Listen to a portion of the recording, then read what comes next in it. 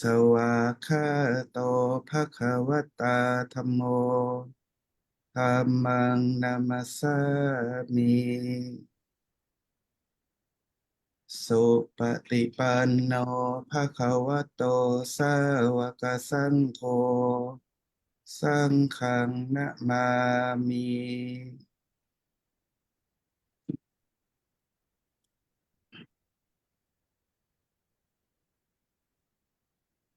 นามัสสา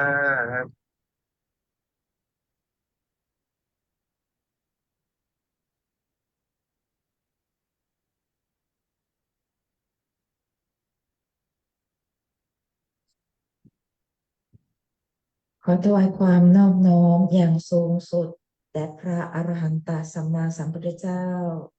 ขอนอบน้อมแด่พระธรรม ขอนอบน้อมแด่พระอริยสงฆ์กราบระลึกนึกถึงพระคุณความดีของบิดามารดา คุณครู อุปัชฌาย์อาจารย์ในทุกภพชาติกราบขอโอกาสพระเถรานุเถระ พระมัชฌิมะ พระนวกะ และสามเณรทั้งหลายในโอกาสกล่าวธรรมกล่าววินัยเพื่อถวายความรู้และขอความสุขความเจริญในธรรมะจงมีแด่เพื่อนพรหมจรรย์อุบาสกและอุบาสิกาผู้สนใจใฝ่ในธรรมทุกท่านเทินในวันนี้เป็นวันอังคารที่11มิถุนายนปีพุทธศักราช2567นะคะเราก็ยังคงศึกษากันอยู่ในส่วนของสมันตปัสสาธิกาคัมภีร์ทางพระพุทธศาสนาชั้นอรรถกถาที่เป็นอุปการะ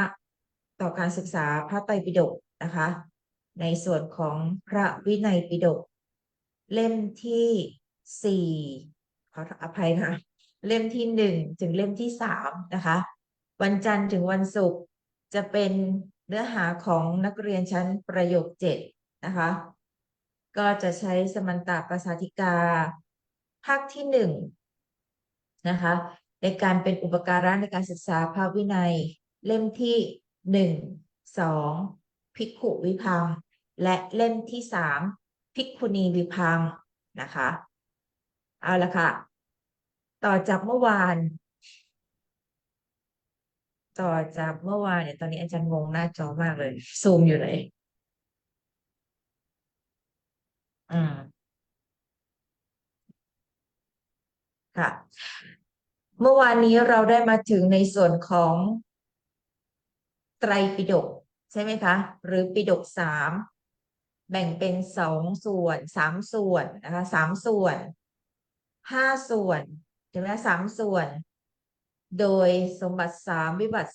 3ใช่ไหมคะหรือแม้กระทั่งสงเคราะห์ลงในอารักขัตถูปมสูตรนะคะการศึกษาวินัย3นะคะอุปมา3อย่างนะคะแล้วก็ในส่วนของปิฎก5ก็จะแบ่งเป็นนิกายเห็นไหมคะแบ่งเป็นนิกายเอ่อมาแล้วแม่ชีโยโกะยังไม่มาครับมาแล้ว เจ้า อยู่ในค่ะนั้นเลยค่ะขออนุแต่เขาญาไม่เปิดกตนะคะล้องใช่ไหมเมื่อวานนี้คือหนูหันหลังให้หน้าต่างนะคะแล้วแสงอ่ะมันเข้าแล้วแยงตามากในคลิปเลยขออนุญาตนะคะวันนี้ใช่ไหมคะ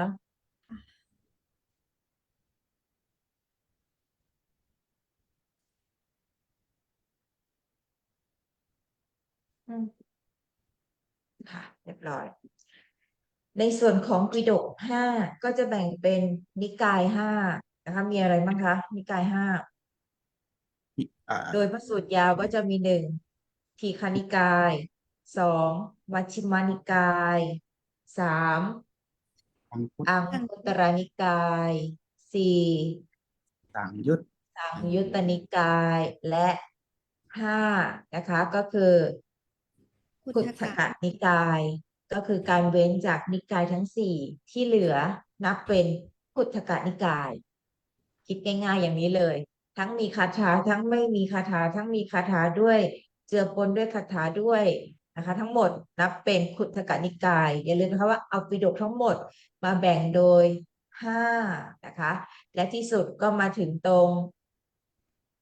ไตรปิฎกแบ่งเป็น9นะคะมี9ประการนะคะก็มีสุตตะเป็นต้นนะคะเราก็จะมาต่อจากตรงจุดเมื่อวานแต่ตรงที่เมื่อวานนะคะก็จะมีจุดหนึ่งที่อาจารย์มีส่วนเหลือนะคะยังไม่ได้บอก ก็คือในเรื่องของสัตว์เล็กสัตว์น้อยแล้วก็ปลวกใช่ไหมคะตรงนี้ใช่ไหมที่เมื่อวานอาจารย์ติดไว้ หรือว่ารู้แล้ว ถ้ารู้แล้วก็จะได้ผ่านนะคะ วันนี้ขอให้นักศึกษาเปิดสมันตปาสาธิกานะคะ ไปที่หน้า2026ไหม27หรือเปล่าคะหรือว่า28 29แล้วเอา ค่ะ 28แล้ว ค่ะสักครู่นะ28นะคะเดี๋ยวเราจะมาเริ่มกันที่กระถังธรรมคันทวเสนะนะคะในส่วนตรงนี้นะคะเราก็จะไปดูคำว่านะคะว่าก่อนที่จะมาตรงนี้นะคะที่ว่าวิจิตรใช่ไหมวิจิตรเปรียบด้วยวิจิตรตรงนี้นะคะศัพท์ตรงนี้ภิกษุทั้งหลายเรายังไม่เล็งเห็นถึงแม้ถึงนะคะถึงกลุ่มหรือนิกายอื่นหนึ่งอื่นนะคะที่จะทำไมคะจิตตังงดงามนะคะเสมือนหมู่สัตว์เดรัจฉานนะคะซึ่งมีหมู่สัตว์เล็กสัตว์น้อยแล้วก็พวกหมู่ปวกใช่ไหมคะเป็นต้นนะคะในส่วนนี้คำนี้นะคะโปนิกะนิกายโยนะคะแล้วก็จิกขันลิกะนิกายโยนะคะสองศัพท์นี้ เรามาอยู่ชั้นนี้แล้วก็ควรนะคะที่จะต้องเก็บสะสมไว้นะคะคำว่าโปนิกะและจิคันลิกะตรงนี้โดยอัดความหมายก็คือที่อยู่อาศัยนะคะที่อยู่อาศัยที่อยู่อาศัยของกษัตริย์ชื่อว่าโปนิกะนะคะชื่อว่าโปนิกะส่วนที่อยู่อาศัยอีกอันนึงโดยอัดของดีกานะคะเขาก็บอกว่าที่อยู่ของกษัตริย์เหมือนกันชื่อว่าจิกขันลิกะนี่คือการอธิบายของอ่าดีกานะคะชั้นดีกาก็ได้ระบุไว้แบบนี้นะคะกษัตริย์ทั้งหลายชื่อว่าโปนิกะและจิกขันลิกะที่อยู่อาศัยของกษัตริย์ชื่อว่าโปนิกะและจิกขันลิกะเหล่านั้นชื่อว่าโปนิกะนิกายโยแปลว่าที่อยู่อาศัยของกษัตริย์ชื่อว่าโปนิกะแล้วก็จิกขันลิกะนิกายโยแปลว่าที่อยู่อาศัยของกษัตริย์ชื่อว่าจิกขันลิกะนะคะประมาณนี้เขาแปลอย่างนี้เลยนะคะ แล้วก็บอกว่าหลายบทเอวะนะคะเอวะมาทีนี้เจตานิกายสัตแล้วก็โยกนะคะ สาธกานิศาสนโตจะโลกโตจะแปลความว่าอุทาหรณ์นะคะ พวกนี้เป็นคำสาธกคือเป็นประมาณในความหมายที่นิกายศัพท์บอกถึงหมู่และที่อยู่อาศัยเท่านี้เลยนะคะแต่ท่านก็แปลโปนิกะว่าสัตว์เล็กสัตว์น้อยใช่ไหมคะแล้วก็จิกขันลิกะท่านแปลเป็นอะไรคะหมู่ปลวกใช่ไหมค่ะหมู่ปลวกอาจารย์แต่ก็จะเป็นศัพท์ที่เราไม่คุ้นนะคะ หนูไม่ได้กวนนะคะ แต่ว่าแล้วเขาแล้วกษัตริย์มันเกี่ยวอะไรกับปวกอะคะก็คงวิจิตรมั้ง ตรงนี้นะคะแล้วก็จะเปรียบเทียบในพระไตรปิฎกอ่ะเรียนก็เรียนให้ชัดไปเลยนะคะมาดูกันต่อค่ะอาจารย์ก็จะพาพวกเราไปเปรียบกับในพระไตรปิฎกเพราะว่าเมื่อวานนี้ก็ติดอยู่ในใจเหมือนกันก็เลยไปสืบค้นต่อนะคะในพระไตรปิฎกนะคะฉบับ ทั้งฉบับมหาจุฬานะคะ ก็จะเห็นคำว่าโปนะเนี่ยคำว่าโปนะมาดูกันสืบค้นก็เอาให้ถึงที่สุดค่ะ เรื่องแปลนะพวกเราแปลกันได้เต็มที่อยู่แล้วนะคะ มาดูคำว่าโปนะเห็นไหมคะคำว่าโปนะเนี่ยจะปรากฏอยู่ในอาจารย์จะเทียบในพระไตรปิฎกเล่มที่17นะคะ เล่มที่17เล่มที่17มันใหญ่เกินไปหน้าจออ่าเล่มที่17อยู่ไหนคะ12ค่ะ ฉบับมหาจุฬาไปดูมหาจุฬาค่ะ นั่ง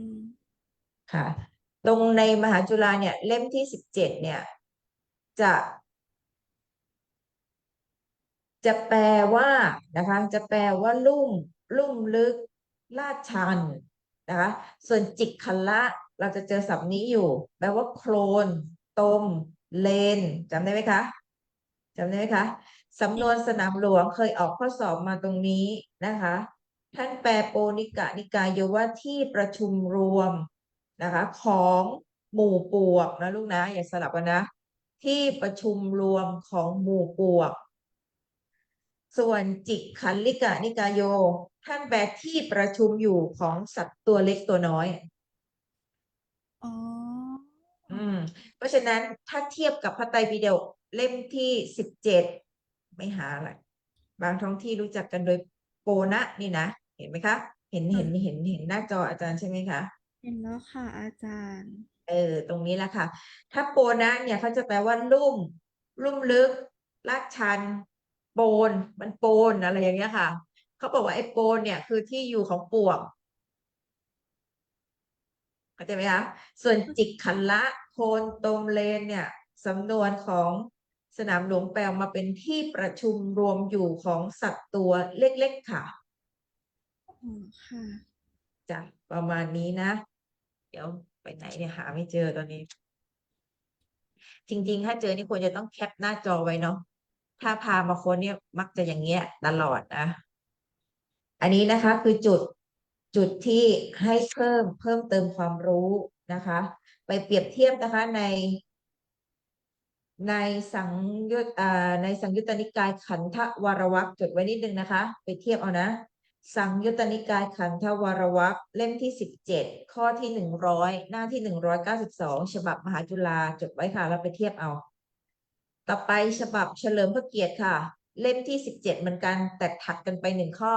นะคะข้อที่101ไปดู2 ฉบับเปรียบเทียบกันนะคะไปเทียบกันดู ก็จะเห็นคำว่าโปนะกับจิกขันละจิกขันละนี่เราเคยเห็นเนาะที่ว่ามงคลใช่ไหมคะค่ะที่ว่าลื่นโคลนใช่ไหมใครนะลื่นโคลนที่หนีเจ้านายอะค่ะเดี๋ยวนะ เขาชื่ออะไร มีอีกคนนึงอะที่ไม่ใช่ปูรณะน่ะที่ว่าผ้าผ่อนหลุดลุ่ยใช่ไหมเพราะว่าเจ้านายคว้าได้แต่ชายผ้าใช่ไหมคะมัคคิริโคสารไหมใช่ไหมมัคคิริโคสารอันนั้นค่ะในในโรงครัวหรือว่าในโรงในคอกวัวหรือว่าโอ้พวกเรานี่ชักจะเยอะแล้วนะเนื้อหา ค่ะเอาไปดูแล้วกันฝากไว้ตรงนี้นะคะ2 ศัพท์นี้ใครมีนัยยะอะไรเพิ่มเติมยินดีรับฟังนะคะแต่โดยสติปัญญาศักยภาพความสามารถหาได้เท่านี้จริงๆนะคะโปนิกะนิกายโยนะคะโดยดีกาเนี่ยท่านบอกเลยว่าเป็นที่อยู่ของกษัตริย์ชื่อว่าโปนะจิคันลิกานิกายโยนะคะในชั้นของดีกาท่านบอกว่า เป็นที่อยู่อาศัยของกษัตริย์ที่ชื่อว่าจิกคันลิกะค่ะ ท่านเอากันอย่างนี้เลยค่ะ นี่คือชั้นฎีกาสารัตถะนะคะ ก็ได้มาเท่านี้สำหรับฎีกานะคะ ก็เลยไปเทียบกับคำว่าโปนะแล้วก็จิกขันละนะคะในพระไตรปิฎกก็จะเจอว่าคำว่าโปนะเนี่ยแปลว่าลาดลุ่มลึกชันนะคะไม่ใช่สิพูดผิดถูกส่วนจิกขันละนี่คือโคลนตมเรนนะคะแล้วสุดท้ายสำนวนสนามหลวงท่านแปลตัวนี้เป็น ที่อยู่ของปลวก ส่วนจิกขันลิกะเป็นที่อยู่ของสัตว์เล็กสัตว์น้อย เราจะได้ไม่ต้องมาสงสัยทำไมว่าแปลจากข้างหลังมาข้างหน้าแล้วตกลงตัวไหนเป็นปลวกอันไหนเป็นสัตว์เล็กสัตว์น้อย ก็ประมาณนี้นะคะ และให้อ้างอิงนะคะไปเปิดในพระไตรปิฎกนะคะเปรียบเทียบในฉบับมหาจุฬาและก็ฉบับเฉลิมพระเกียรติเล่มที่17ข้อที่100กับ101ไปหาข้อมูลเพิ่มเติมนะคะได้เรื่องอย่างไรก็มาแบ่งปันกันเนาะเอาละค่ะเข้าสู่เนื้อหาต่อจากเมื่อวานนะคะวันนี้พระแปลก่อนไหมคะ ได้ครับได้ อ่าให้แม่ชีเขาชาร์จแบตแป๊บหนึ่งนะคะ ดูท่าทางป่วยค่ะ เริ่มที่วันนี้เราจะขึ้นสู่ธรรมขันธ์ใช่ไหมคะ มีทั้งหมด84,000พระธรรมขันธ์หารครึ่งปุ๊บเป็นพระอภิธรรมอยู่42,000ใช่ไหมคะ อีก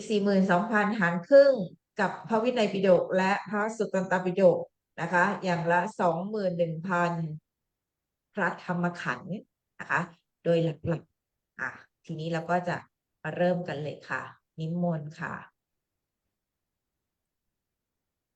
ถามว่า พระพุทธพจน์มี84,000อย่างด้วยอำนาจแห่งพระธรรมขันธ์มี84,000พระธรรมขันธ์ด้วยอำนาจแห่งธรรมขันธ์เลยก็ได้ค่ะ พระพุทธพจน์มี มี 84,000พระธรรมขันธ์ด้วยอำนาจแห่งพระธรรมขันธ์อย่างไร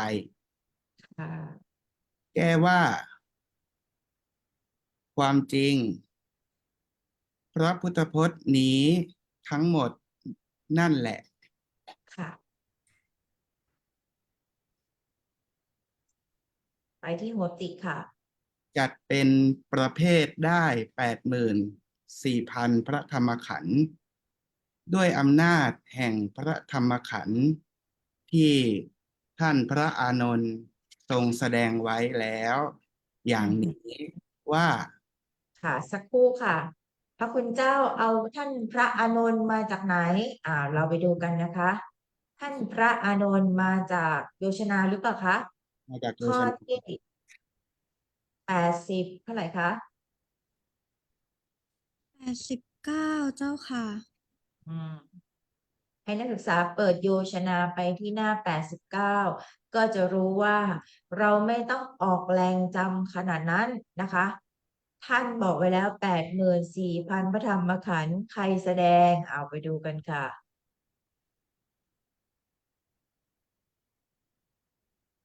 พระพุทธพจน์นั่นทั้งหมด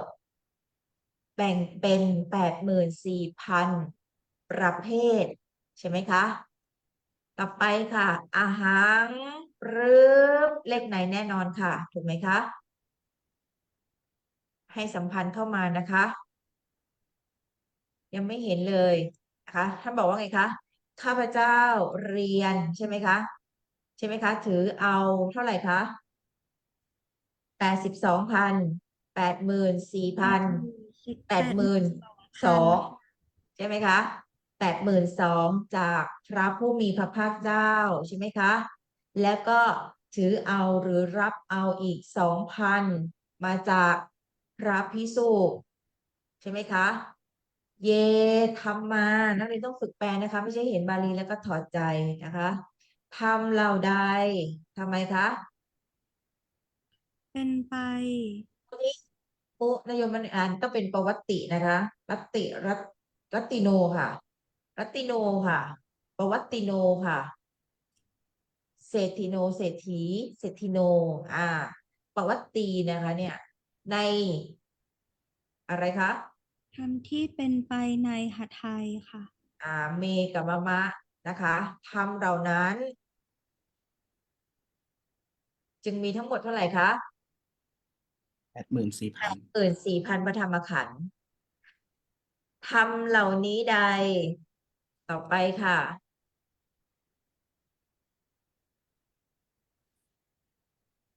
ข้าพเจ้ารับมา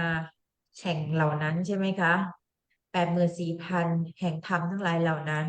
อ่ะ จากควบค่ะ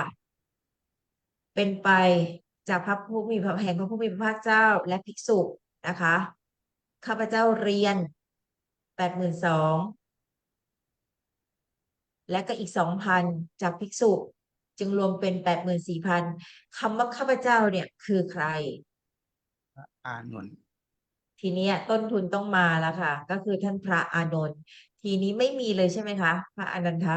อืม แต่ว่านี่คือข้อมูลเบื้องต้นเนาะที่ต้องรู้เนาะมีจริงๆค่ะอ่า ก็ต้องรู้แล้วนะคะว่าท่านคือบุคคลที่สำคัญนะคะ อันนี้พระมหากัสสปะปวัตติยมานายะนะคะ ก็เป็นพระอานนท์ค่ะ ค่ะ ก็ต้องตามพุทธประวัติเรื่องเล่าที่เรากันมานะคะขึ้นได้เลยค่ะ ปริทีปิตะท่านพระอานนท์แสดงไว้แล้วอย่างนี้ว่า เหมือนที่เราแปลเมื่อสักครู่ค่ะ ที่ท่านพระอานนท์แสดงไว้แล้วอย่างนี้ว่าข้าพเจ้าเรียนเอาแล้วจากสำนักพระพุทธเจ้า82,000 อย่าง จ้ะ จากสำนักของภิกษุอีก 2,000 อย่าง 2,000 อย่าง พระธรรมที่เป็นไป โย ใน หัตถเท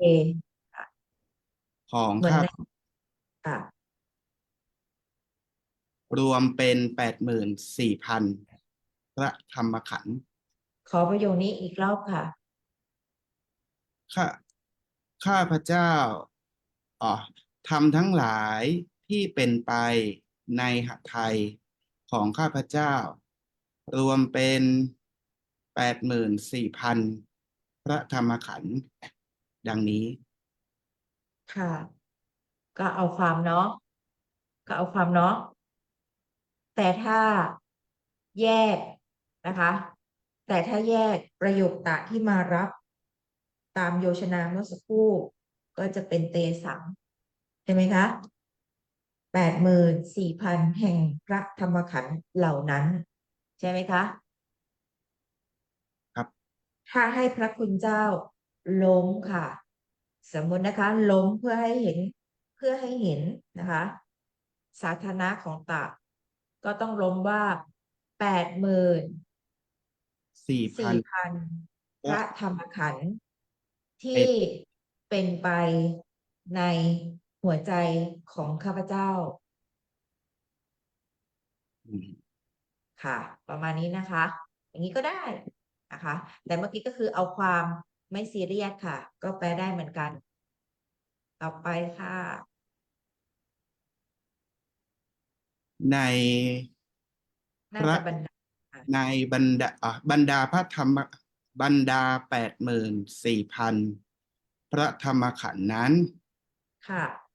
พระสูตรซึ่งมีอนุสนธิเดียว จัดเป็น 1 พระธรรมขันธ์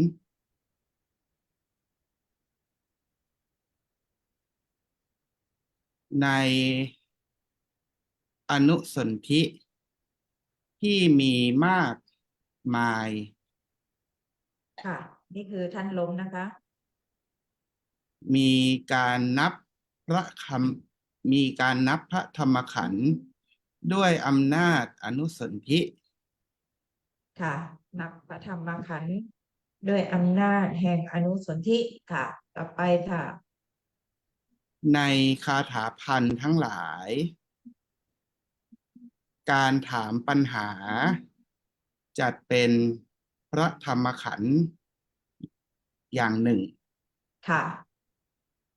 การแก้ก็จัดเป็นพระธรรมขันธ์อย่างหนึ่ง ค่ะ โอ้ย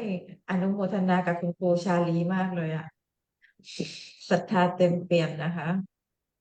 อาจารย์เห็นค่ะ อาจารย์เห็น อาจารย์ไม่เห็นเทวดาก็เห็นนะครูชาลีนะ ไปต่อค่ะพระคุณเจ้า ในพระอภิธรรม ค่ะ อาจารย์ตัดให้ค่ะ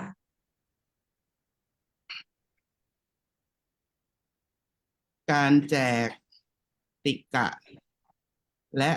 ทุกกะ ไม่ แต่ ต้อง ละ ค่ะใช้คำว่า ติกะในหมวดภาชณีในภาชณี3 หมวดสำนวนหมวด3ค่ะใช่ หมวด3แห่งภาชณีและหมวด2แห่งภาชณีถ้าสำนวนในพระไตรปิฎกนะคะ แต่ถ้าท่านจะรักษาศัพท์ก็แปลตามที่ท่านออกเมื่อสักครู่ก็ได้ การจำแนกติกะและการจำแนกทุกกะ แต่ถ้าแปลออกได้จะสวยค่ะ การจำแนกธรรมเป็น3 หมวดและ2 หมวด แต่ละหมวดเนี้ยค่ะ จะสวยค่ะ การจำแนกธรรมหมวด 3 และหมวด ค่ะ แต่ละหมวด 2 และการจำแนกวาระจิต แต่ละวาระจิต ค่ะ จัดเป็น1 พระธรรมขันธ์ ค่ะแปลอย่างนี้เลยนะคะ เพราะบางทีเนี่ยคนไม่รู้เรื่องค่ะ ติกะ ทุกกะ ภาชณีไม่รู้เลย จริงๆก็คือการจำแนกธรรมะเป็น3 หมวดอย่างเงี้ย4 หมวด 5 หมวดอย่างเงี้ยอย่างการจำแนกคุณสมบัติของเจ้าอาวาสเป็น5 หมวดอย่างเงี้ยก็จะมี5 หมวดหลายๆ หมวดเลยอย่างเงี้ยค่ะ เป็นเจ้าอาวาสที่เด่นด้านปริยัติปฏิบัติเป็นเจ้าอาวาสในแผนกแบบเขาเรียกอะไร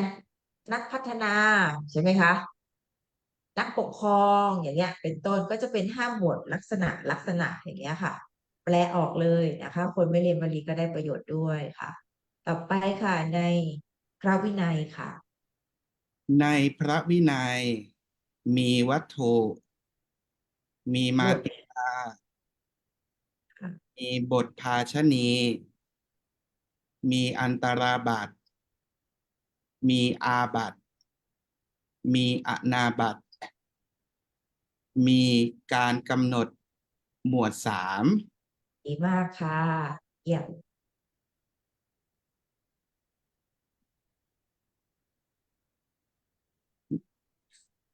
ในวัตถุและมาติกาเป็นต้นเหล่านั้น รู้ได้ไงคะว่าในวัตถุและมาติกาเหล่านั้นเป็นต้นไปชะโงกดูกันค่ะ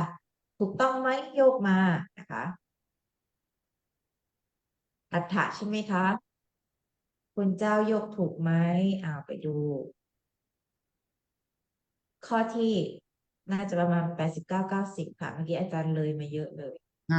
ข้อ 89 ครับ สุด ค่ะ ท้าย นี่นะคะ ที่พระคุณเจ้าแปลเมื่อสักครู่นะคะ บรรดาวัตถุนะคะ และมาติกา เป็นต้นนั้นค่ะ ในวัตถุและมาติกายังไม่เปลี่ยน ลงมา ค่ะ ในวัตถุและมาติกา เป็นต้นนั้น บัณฑิต พึงทราบว่า ส่วนหนึ่ง แต่ละส่วนก็จัดเป็นแต่ละพระธรรมขันธ์ ขออีกรอบค่ะ แปลเหมือนจะได้แต่เหมือนจะผิดสัมพันธ์ค่ะ อ่า นักศึกษา ศึก พึ ษาง ทราบ ทราบว่า อย่าเพิ่งว่าสิคะพึงทราบอะไรก่อนต้องรู้จักก่อนค่ะ พึงทราบ อ๋อ ค่ะ นักศึกษาพึงทราบ แต่ละส่วน แต่ละ ว่า ส่วนว่าเป็น พระธรรมขันธ์แต่ละหนึ่ง ไม่ต้องแต่ละ พึงทราบ แต่ละส่วนว่าเป็น1 ธรรมขันธ์ พึงทราบแต่ละส่วนว่าเป็น1 พระธรรมขันธ์ อ่า ทีละส่วนว่าเป็นทีละธรรมขันธ์แต่ละส่วนหนึ่งนักศึกษาก็พึงทราบว่าเป็น1 ธรรมขันธ์หรือแต่ละธรรมขันธ์ ใช้สำนวนยังไงเนาะในการเขียนเนาะค่ะต่อไปเอวังค่ะ พุทธวจนะ จึงมี84,000พระธรรมขันธ์ด้วยอำนาจแห่งพระธรรมขันธ์ดังพรรณนามาชนี้ ค่ะสาธุใช้พระพุทธพจน์ก็ได้นะ หลายปีแล้วมีคนชอบค่อนขอดอาจารย์ทำไมต้องเป็นวจนอะไรอย่างเงี้ยค่ะ เหมือนโดนเอาลิขสิทธิ์ไปจริงๆก็คือพระดำรัสของพระพุทธเจ้านั่นแหละนะคะ แต่ทิฏฐิคนนะคะไปต่อค่ะ เอวะเมตังจบที่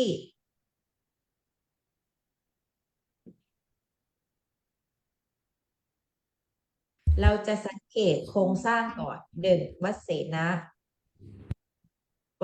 ะสองมีอะไรคะ มีตติยวิภัตติสังคายนาหรือรวบรวมต้องมีตัวบุคคลแน่นอนถูกไหมคะอ่ะตรงไหนคะ นี้ธรรมนี้เป็นวินัย สัง นี้เป็นพุทธพจน์ที่หนึ่งอ่ะจบที่ไหนคะ วะวัฏฐเปตวาวะสังคีตัง จบที่สังคีตังนะคะ แล้วโครงสร้างเราจะแปลอย่างไร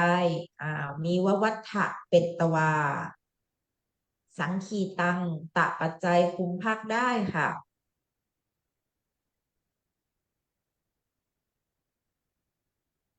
ดังพรรณนามาชนี้ พระพุทธพจน์นี้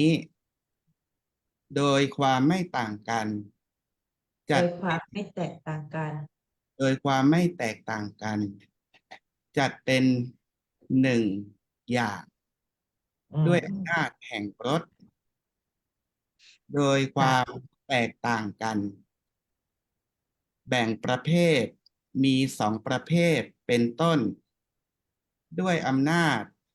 มีพระธรรมและพระวินัยเป็นต้น ค่ะ ถ้าไม่ต่างกันก็มีเพียงรสเดียวคือวิมุตติรส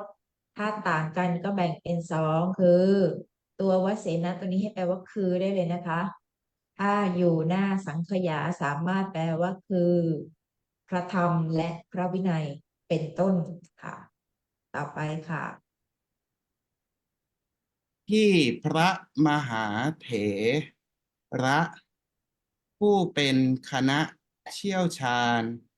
ซึ่งมีพระมหากัสสปะเป็นประมุขเมื่อจะสังคายนา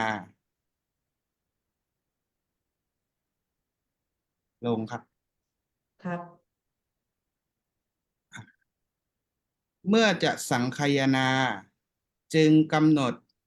ประเภทนี้ไว้ แล้วร้อยกองไว้ว่า ค่ะแปลอาบเลยนะคะ จึงกำหนดประเภทร้นี้อยกองไว้ ดังต่อไปนี้ว่าได้ค่ะ นี้เป็นธรรม นี้เป็นพระวินัย นี้พระธรรมนี้พระวินัยดีกว่าค่ะ นี้พระธรรม นี้พระวินัย สิ่งนี้พระพุทธพจน์ที่หนึ่ง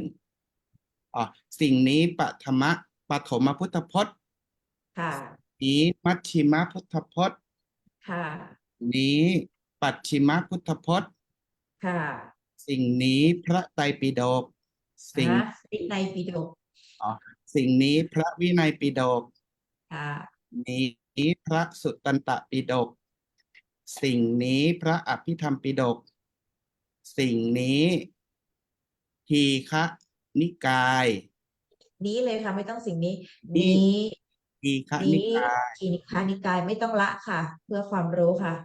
นี้ นี้ มั มั ช ช ฌิ ฌิ ม มานิกาย นี้อังคุตตรนิกาย ค่ะ นี้สังยุตต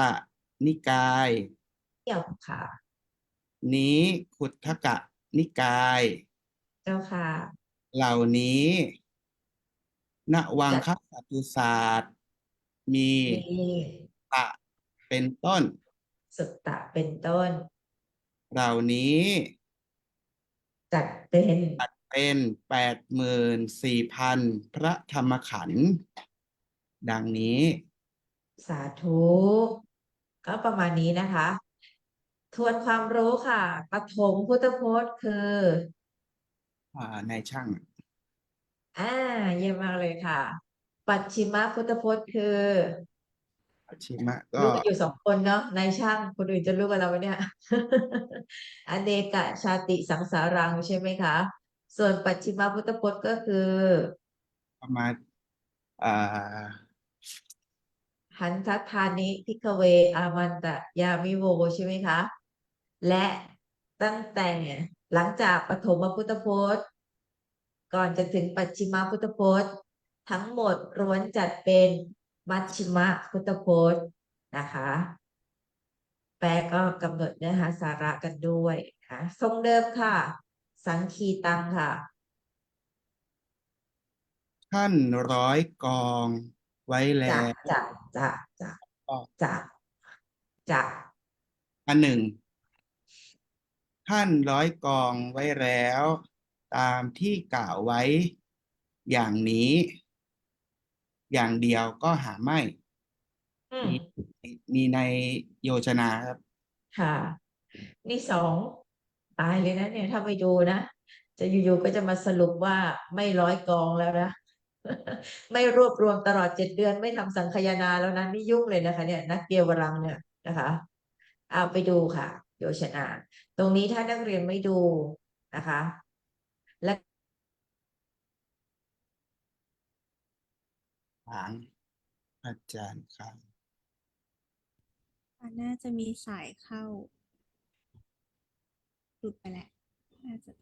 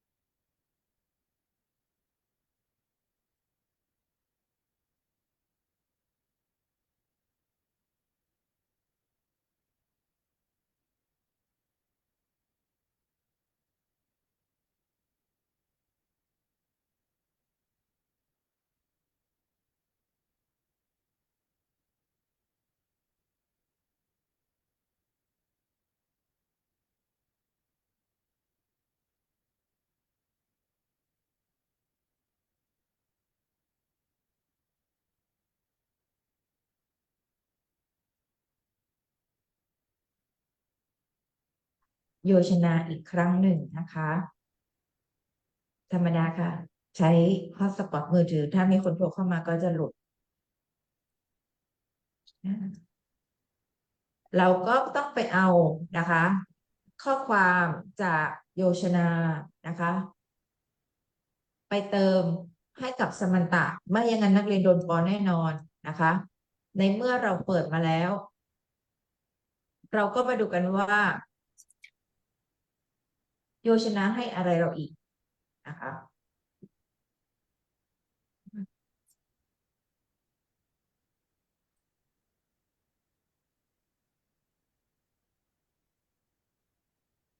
มีอะไรมั้งคะ ก็เป็นเรื่องของการรวบรวมนะคะ อยู่ในอุทานวรรคไปยานเอกะพวกนิบาตนะคะ สังยุตแบ่งเป็นปัณนาถนะคะ แล้วท่านก็บอกว่ายังไงคะตัวนี้ค่ะ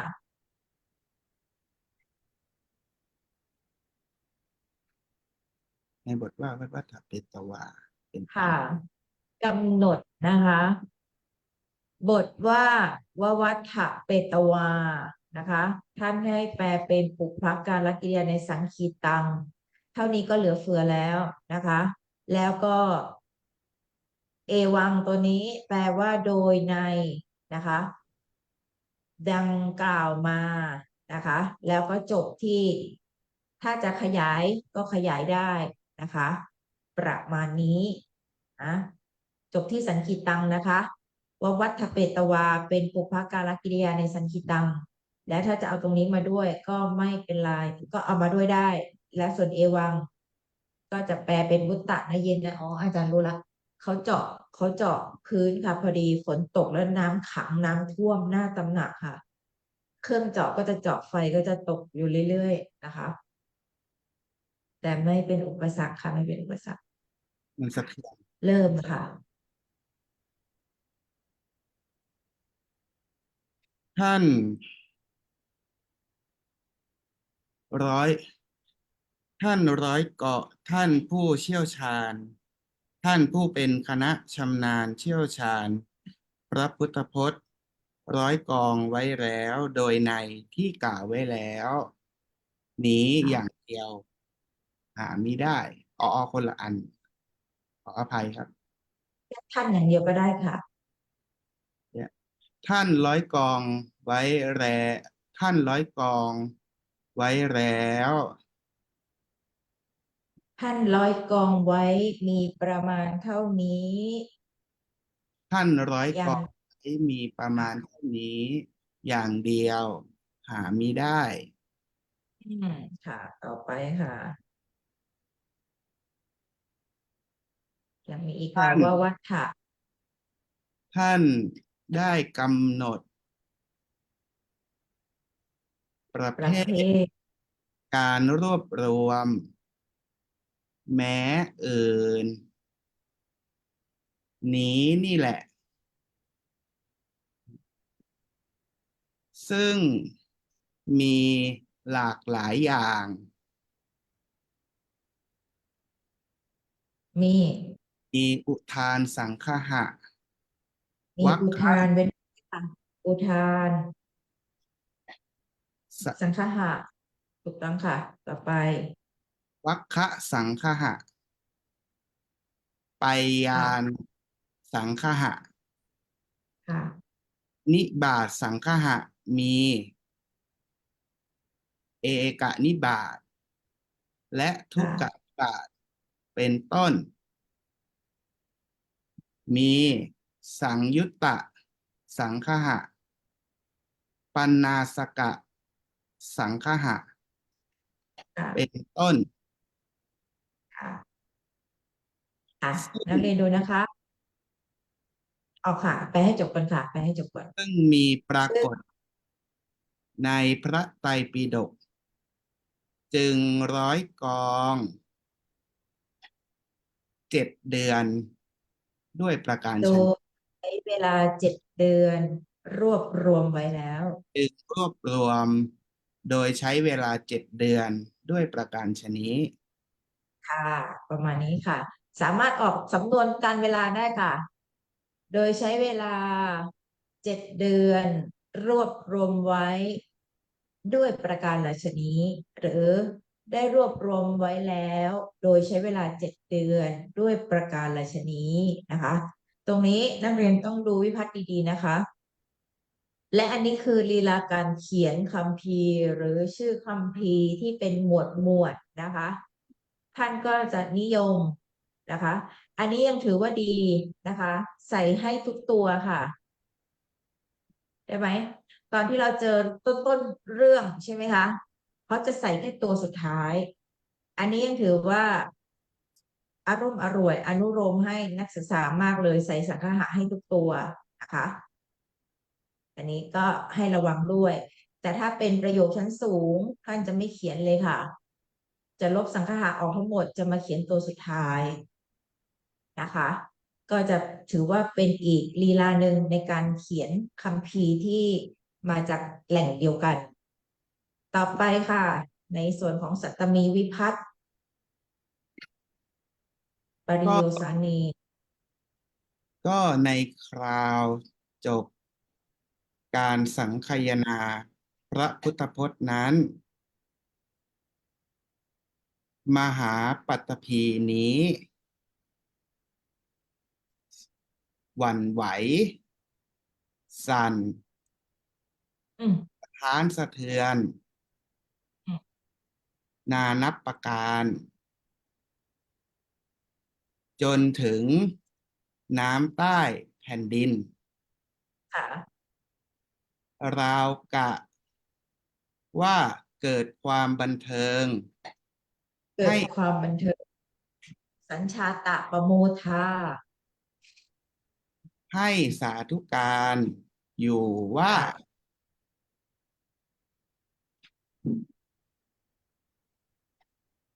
ท่านพระมหากัสสปะเถระ ได้กระทำพระศาสนาของพระทศพลนี้ ให้สามารถเป็นไปได้ ตลอดเวลาประมาณ 5,000 ปี ดังนี้ สาธุ สวยเนาะ เอาอีกทีหนึ่งค่ะ ชอบ เอาให้แผ่นดินสะเทือนเลื่อนลั่นเลยค่ะ ในคราวจบการสังคายนา ก็ในคราวจบการสังคายนา พระพุทธพจน์นั้น ค่ะ มหาปัตตภีนี้ ค่ะ สั่นไหว อืม เดี๋ยวแป๊บนึงนะคะแป๊บนึงนะคะ มันหลุดอ่ะสั่นไหว สังกัมปิ สัมปกัมปิ สัมปเวทีอ่ะ สถานสะเทือน เป็ ค่ะ นอเนกประการ ค่ะ จ ไป น จนถึง น้ำรองแผ่น ไป ดิน จนถึง น้ำใต้ ไปจนถึง ไปจนถึงน้ำใต้แผ่นดิน น้ำรองแผ่นดิน น้ำใต้แผ่นดินแหมนิดเดียวก็ลงไปแล้วค่ะ น้ำรองแผ่นดิน น้ำรองแผ่นดิน ค่ะ ประหนึ่ง ประหนึ่งเกิดความปราโมทย์ยินดี อืม จึงให้ จึงให้สาธุการว่า ค่ะ พระมหากัสสปะเถระ กระทำศาสนาของพระทศพลนี้ ให้สามารถตั้งมั่นได้ประมาณ 5,000 ปี ฉะนั้น ออก ฉะนั้น ฉะนั้น ค่ะ ดี ออกนิดหนึ่ง ฉะนั้นเฉยๆเลยค่ะ ฉะนั้น ครับฉะนั้น ค่ะ เป็นสำนวนฝอยให้รู้ว่าเป็นอุปมาค่ะ นะคะ เพราะว่าค่อนข้างยาว ต่อไปค่ะ อันนี้ก็นิจะอัจฉริยานิปตุระเหสุงค่ะ และได้เกิดความอัศจรรย์หลายอย่างปรากฏขึ้น ดังนี้แหละ ค่ะให้อยู่ค่ะ และได้ปรากฏความอัศจรรย์ขึ้นหลายอย่างดังนี้แหละหมดนะคะ ต่อไปค่ะคาถาค่ะ การสังคายนา อันใดในโลกที่พระมหาเถระ500 รูปกระทำแล้ว เพราะเหตุนั้นท่านจึงเรียกว่า ปัญจสตาสังคีติ และท่านเรียกว่าเหลิกาสังคีติ ก็เพราะว่าพระเถระทั้งหลาย นั่นเองทรงกระทำเสร็จสิ้นแล้ว การสังคายนานี้ จึงชื่อว่า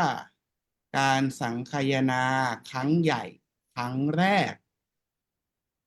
ค่ะ สาธุ อันนี้คือท่านแปลแบบไม่ล้มให้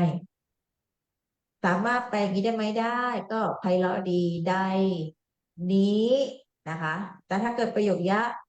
ตะนะคะ มาเป็นปัทมาวิภัตติเดียวกัน สามารถไม่ออกได้เลยนะคะ ก็สามารถแปลได้เลย แต่ออกในนั้นอาจารย์ก็ว่าไพเราะค่ะมันมีความรู้สึกแบบมันเขาเรียกว่าความสละสลวยของภาษานะคะ ในส่วนตรงนี้นะคะ ถ้านักเรียนไม่ได้ดูมาเลยนะคะ ก็จะจับทิศทางได้ยากนิดนึงเราไปดูกันหน่อยนะคะ ดูโครงสร้างของคาถาทำไมถึงเรียกว่าปฐมทำไมถึงเรียกว่าเถริกานะคะอันนี้หลังจากที่แผ่นดินสะเทือนสถานเรื่อนรั่นจบไปแล้วประหนึ่งเปล่งสาธุการ ดังไปจนถึงน้ำรองแผ่นดินนะคะ จบตรงนี้นะคะ หลังจากนั้นค่ะ มาดูการแปลโยชนาค่ะ ท่านบอกว่าไงคะ บทนี้ใช่ไหมคะ บทว่าอีทัง เป็นวิเศษณะของศาสนังหนึ่งที่แล้วนะคะ ต่อไปค่ะ บทว่ามหาเถเรนะให้ทำหน้าที่เป็นกัตตาใน บทกะตังนะคะ นี่คือประโยคในคาถาใช่ไหมคะ ต่อไปก็จะเป็นอะไรคะเนี่ย เป็นอะไรคะเนี่ย เป็นอะไรคะเนี่ยรูปวิเคราะห์ใช่ไหม ใช่ค่ะ ใช่ไหมคะ ค่ะ รูปวิเคราะห์ อันนี้วิเคราะห์ปี อันนี้วิเคราะห์การ ก็ไม่มีปัญหาค่ะ เราแปลได้อยู่แล้วว่า5,000 ปี ต่อไปค่ะบทว่าอะไรคะ การังทำหน้าที่เป็น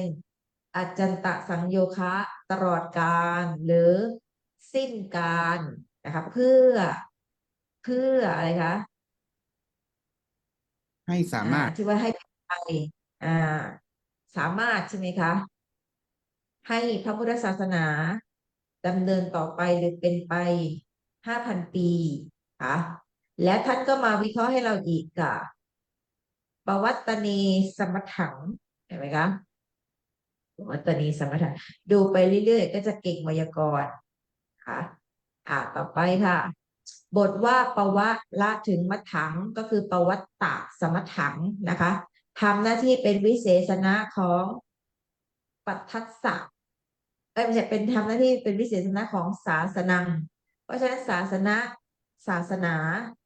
จึงสามารถที่จะเป็นไปได้ถึง5,000 ปีใช่ไหมคะสำนวนเมื่อกี้ อันนี้ก็เป็นวิเศษณะของอะไรคะแผ่นดินใช่ไหมบันเทิงล่าเริงให้สาธุการนะคะ ต่อไปอันนี้ผ่านมาแล้วคราวนี้มาดูคาถาค่ะ ยา ปัทมะมหาสังคีติ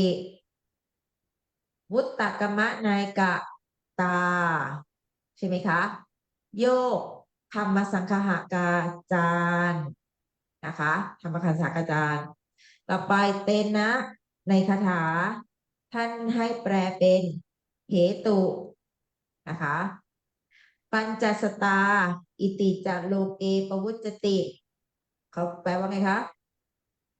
ท่านเรียกว่า ปัญจสตา ใช่ไหม ในโลกเหรอ ส่วนอันนี้ก็เป็นอะไรคะเหตุมาดูให้จบก่อนดีกว่าเดี๋ยวนักเรียนงงเสียงอาจารย์ เทเรหิเอวกตตา เพราะพระเทระกระทำแล้วหนึ่งนะคะ ต่อไปจะควบตัวที่สองจึงชื่อว่าเทริกานะคะ ท่านจึงต่อไปค่ะ ยาสังคีติปวุจติอายังสังคีติ ปัทมะมหาสังคีติอาจารย์ตัดค่ะ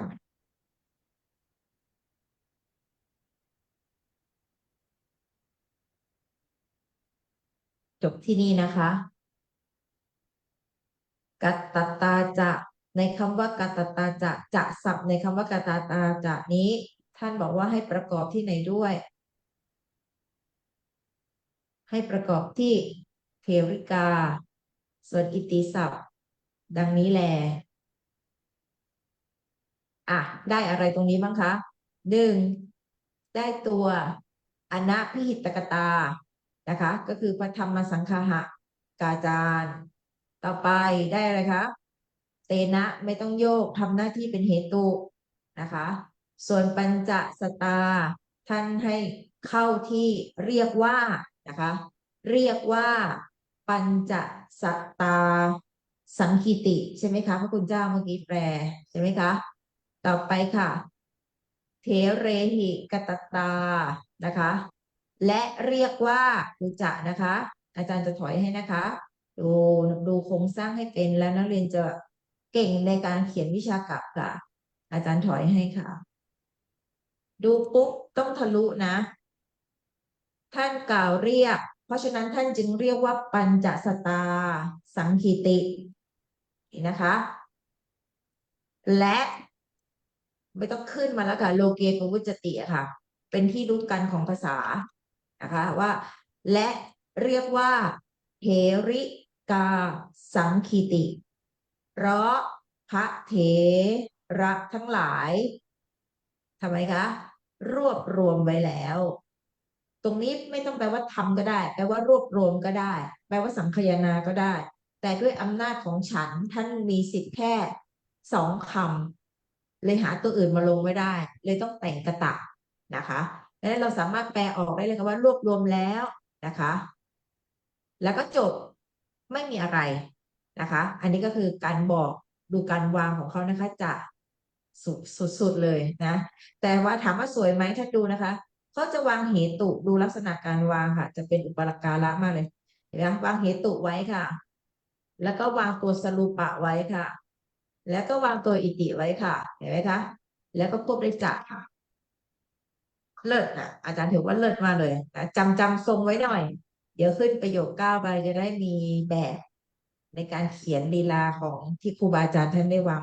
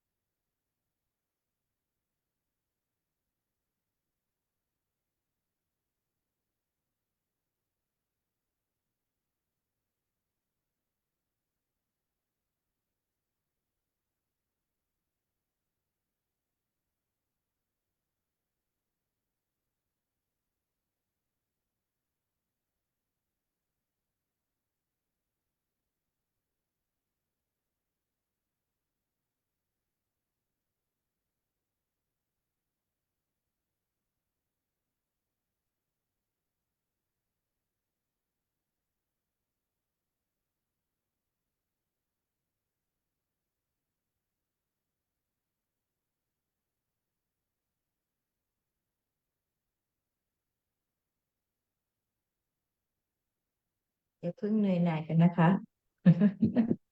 ขนาดใจโอ้ทนค่ะอ่า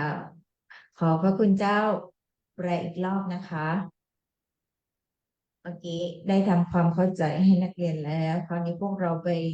ฟังพระคุณเจ้าไปอีกรอบหนึ่งนะคะ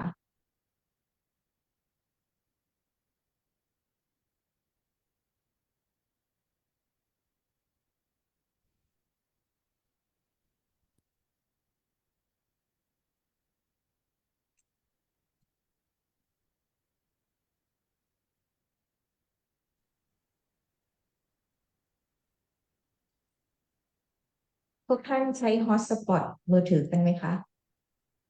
พระคุณเจ้าใช้มือถือไหมคะ ใช้เป็นอินเทอร์เน็ตจ้ะ อ๋อ แล้วของโยโกะอ่ะ หนูใช้ฮอตสปอตก็ไม่อ๋อเป็นนะคะ แต่ถ้ามีคนโทรเข้าอ่ะ ก็จะหลุดก็ค่ะเหมือนกัน จ้ะก็น่าจะเหมือนกันน่ะเนาะอ่ะต่อค่ะไม่เป็นไร ค่ะขออีกรอบหนึ่งค่ะ เมื่อกี้พาดูโครงสร้างแล้วนะคะ ว่าจะตัวนี้ควบภาคใช่ไหมคะ ค่ะ และอิติตัวนี้ให้แปลเป็นสมาปนะค่ะ นิมนต์ค่ะ การสังคายนาครั้งใหญ่ครั้งแรก อันใดที่พระมหาเถระทั้งหลายทรง500 รูปทรงกระทำไว้แล้ว เพไม่ต้อราะงทรงนะทำเฉยๆไม่ต้องทรง เพราะเหตุนั้น จึงเรียกว่าปัญจสตาสังคีและตค่ะสังคีติต่อและไปเรียกว่า ว่าพระเถระทั้งหลายนั่นเอง สังคายนาไว้แล้ว จึงเรียกว่าเถริกาสังคีติ ค่ะ กาการสังคอ่าการสังคายนานี้จึงชื่อว่า การสังคายนาครั้งใหญ่ครั้งแรก ดังนี้แหละ อืมค่ะ ต่อไปค่ะ เมื่อการสังคายนาครั้งใหญ่ครั้งแรก นี้ดำเนินไปอยู่ ครับ ท่านพระมหา ต้องตัดให้เนาะให้ไปอยู่หน้าเดียวกันจะได้เห็นนะคะ ค่ะเกิน ค่ะ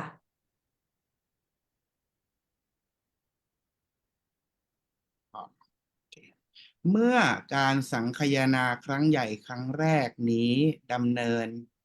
ไปอยู่ ค่ะ ท่านพระมหากัสสปะ ผู้จะถามพระวินัย จึงถามถึงเหตุเริ่มต้น ในในใน ในที่สุดใช่ป่ะตรงนี้นะคะ พระท่านพระมหากัสสปะเถระ เมื่อจะปุจฉาพระวินัยใช่ไหมคะ เมื่อจะปุจฉานะคะ จึงอยู่ไหนเอ่ย ปุตชีไม่ใช่ค่ะวุฒต้องขึ้นค่ะ ต้องขึ้นค่ะต้องขึ้นมาค่ะ มาอ่ามหากัสสเปนะอนาพิตกตาในปุชิเตปะครับแล้อุวชิเตนิแล้วก็นิทาเนครับค่ะแทรกไปดูค่ะตรวจสอบค่ะ เอาให้ชัวร์ค่ะนี่ท่านบอกแน่นอนค่ะทรงแบบนี้ค่ะ เมื่อใช่ไหมคะ บทว่าปัทมะเห็นไหมคะ เป็นลักษณะในบทว่าวัตตมานายะเห็นไหมคะ ต่อไปค่ะดูค่ะ บทว่าวัตตมานายะ มาดูค่ะว่าทำหน้าที่เป็นอะไรของกุจิเตเห็นไหมคะ ดูลีลาของท่านนะคะ เรื่องเรื่องการแปลงไม่เท่าไหร่เรามาต้องมาทำความเข้าใจของโยชนาค่ะท่านได้ทำเป็นอะไรคะลักขณะกิริยาค่ะ เพราะฉะนั้นแทรก2 ครั้งเลยค่ะ เข้าที่ปุจฉิเตค่ะ เอตถะครับเอตถะเป็นของนิทานเนรเหรอเอตถะเอตถะต้องโยกค่ะ เอตถะต้องโยกไว้ในคำนี้ว่า หรือในปิฎกนี้ว่าค่ะตระตถาหัตถทิหิงหังหิงจะนังวะไม่นิยมขึ้นนามไว้นะคะ ต้องหาตัวมาแปลให้ได้ หรือจะดูอีกรอบก็ได้ค่ะ ไม่มีปัญหามาดูค่ะว่าท่านให้ไหมคะ บทว่า มหากัสสปะทำหน้าที่เป็นกัตตาผ่านอยู่นี่ค่ะ เอตถาติเอ ป ตัสส ริ มิ โยสาเนค่ะ เป็นวิเศษณะของเอตถะค่ะเห็นคะพระคุณเจ้าเห็นหรือยังคะ ในที่สุด ในท้ายที่สุดอย่างนี้ว่าก็ได้ค่ะ ตรงนี้นะคะ จึงถามถึงนิทาน ที่ท่านกล่าวไว้ในท้ายที่สุดอย่างนี้ว่า อย่างนี้ก็ได้ค่ะ เพราะเขาบอกว่าบทว่าปริโยสาเน เป็นวิเศษณะของเอตถะนะคะ ตรงนี้ก็คนละที่ละเอาตรงนี้ก่อน นิมนต์ค่ะ อีกครั้งหนึ่งเมื่อค่ะ เมื่อการสังคายนาครั้งใหญ่ครั้งแรกนี้ดำเนินไปอยู่ ค่ะ เมื่อเมื่อท่านมหากัสสปะเถระ จะถามถึงพระวินัย จึงถาม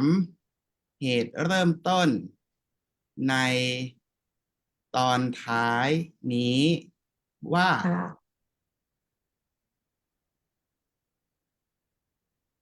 ดูก่อน อุบาลีผู้อาวุโส อืมในท้ายว่า ในท้าย ในท้าย ในในท้ายใช่ไหมคะ ในที่สุดใช่ไหมคะ ในที่สุดหรือในท้ายที่สุดนี้ว่า ว่าอะไรคะ ถามถึง ถึงวัตถุ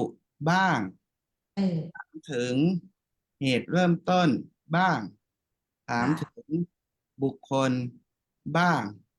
อื ใน ม ท้า แล้ ยว สุดคำมีคำอย่างนี้ว่า อืม สุดเลย ดูก่อนอาวุโส อุบาลี ปาราชิกครั้งแรก บัญญัติณที่ไหน ปฐมปราชิกค่ะปฐมปราชิกเลยค่ะ ประถมปราชิก บาลีผู้มีอายุ ดูก่อนอุบาลีผู้มีอายุ ปฐมปราชิก บัญญัติ พระ ครั้ง ผู้ แร มี ก พระภาคเจ้า พระ พ ผู้ ระ มีต้องขึ้นพระผู้ค่ะ เจ้าทรงบัญญัติครั้งขอใหม่ครับ ดูก่อน ค่ะ อุบาลีผู้มีอายุ ค่ะ ปฐมปราชิก พระผู้มีพระภาคเจ้าทรงบัญญัติณที่ไหน ค่ะ ประมาณนี้นะคะ ท่านแม่เจ้าค่ะขอโอกาสค่ะ อืม ในโยชนาเมื่อกี้นะเจ้าค่ะ อืม หลังจากที่ท่านแก้ว่าเอตถะมันเป็นวิเศษณะของบทว่าปริโยสานีใช่ไหมเจ้าคะ นับลงมาอีกประมาณ2 บรรทัดอ่ะ เขาบอกว่าเอตถะมันแก้เป็นเอตัสมิงวัจเนนะอุตเตนิธาเนนะเจ้าค่ะ วัจเนนิทานเน วัจเนนิทานเน อะไร วัจ นะคะ นีวุตเตนิธานีค่ะ ที่ท่านกล่าวไว้ถูกไหมคะ ค่ะ ที่ท่าน ที่ ก ท่า ล่าน ว กล่าวไว้นั่นว่า ถูกไหมคะ ค่ะ ทีเนี้ย อืม มันมีถ้าเรา จึง ถ้า ถามถึงนิทาน ค่ะ จึงถามถึงนิทาน ที่ท่านกล่าวไว้ ที่ท่านกล่าวไว้อย่างนี้ว่า ในคำนี้ว่าค่ะ ค่ะ แต่ทีเนี้ยข้างบนน่ะเขาแปลของปริโยสานี อืม เราจะเอาอันไหนดีเจ้าคะ เอาอันไหนดีคือ อันนี้ก็คือที่สุดแห่งคำใช่ไหมคะ ค่ะ ที่สุ ที่ ด สุด แห่ แห่ ง งคำ ส่วนถ้าเกิดจะเอาตัวนี้เป็นรองรับ ถ้าต่อนะ ถ้าเกิดจะขึ้นมานะ ปริโยสานีอะนะ มันก็จะมีลักษณะแบบนี้ลูก นิทานนะปริโยสานี เพราะฉะนั้นตรงนี้ถ้างงนะคะ ถ้างงนักเรียนงง เพราะว่านักเรียนจะเอาตรงเนี้ยก่อน ถ้ายังไงอ่ะ ตัดการละสัตมีไปก่อนจะง่ายที่สุดเลยรู้ป่ะ เพราะว่าพอถามถึงว่าถามถึงว่าปฐมปราชิกพระพุทธองค์ทรงบัญญัติที่ไหน ส่วนวัตถุนี่คือเรื่องราวมันเป็นเรื่องใครเป็นมีอะไรเป็นสาเหตุเข้าใจป่ะส่วนนิทานเนี่ยเป็นสถานที่เกิดเรื่องนะคะสถานที่เกิดเรื่องอ่ะเดี๋ยวดูแป๊บหนึ่งนะเดี๋ยวอาจารย์เปิดให้นะคะอาจารย์เปิดให้รอสักครู่แป๊บหนึ่งไม่นานเดี๋ยวจะได้เห็น เพราะว่าถ้าเกิดเราพยายามจำบางครั้งมันก็ดูขัดนะคะ ดูเนื้อหาดูเนื้อหาก่อนนะคะเดี๋ยวให้ดูเนื้อหาอ่ามาละให้ดูเนื้อหาว่านิทานคืออะไร วัตถุคืออะไรนะคะแล้วก็บัญญัติครั้งแรกเนี่ยบัญญัติที่ไหน มาดูการตั้งคำถามนะคะปาราชิกพระปริตแบบหนึ่งนะเดี๋ยวอาจารย์เปิดให้ก่อนเอาของภิกษุแล้วกันนะของภิกษุจะชัดปึ๊บอืม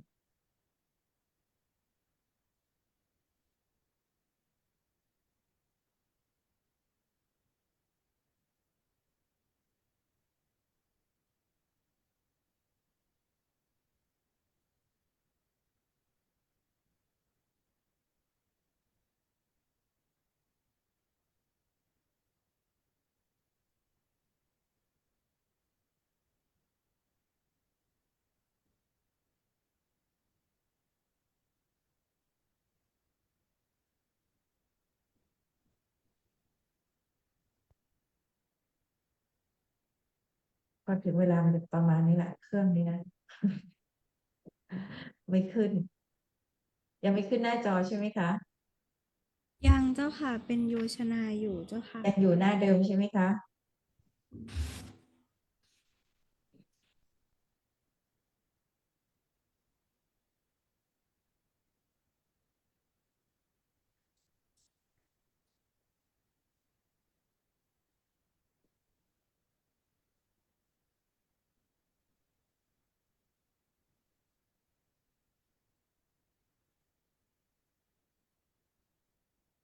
พอจะใช้การใช้งานมักจะเป็นแบบนี้ค่ะอุปกรณ์คือมันแก่ละขออีกรอบ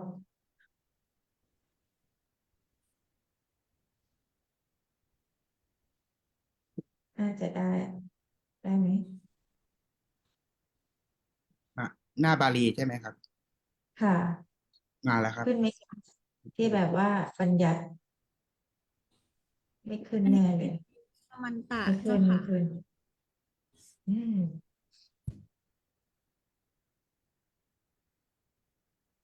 สมันตะขออีกทีหนึ่ง แปลการรัศตมีตรงปริโยสาเนก่อนใช่ไหมครับใช่จะลองแปลก่อนแปลก่อนก็ได้ค่ะแปลลองแป๊บหนึ่งพระพระมหาค่ะท่านพระมหากัสสปะ ผู้เมื่อจะถามถึงพระวินัย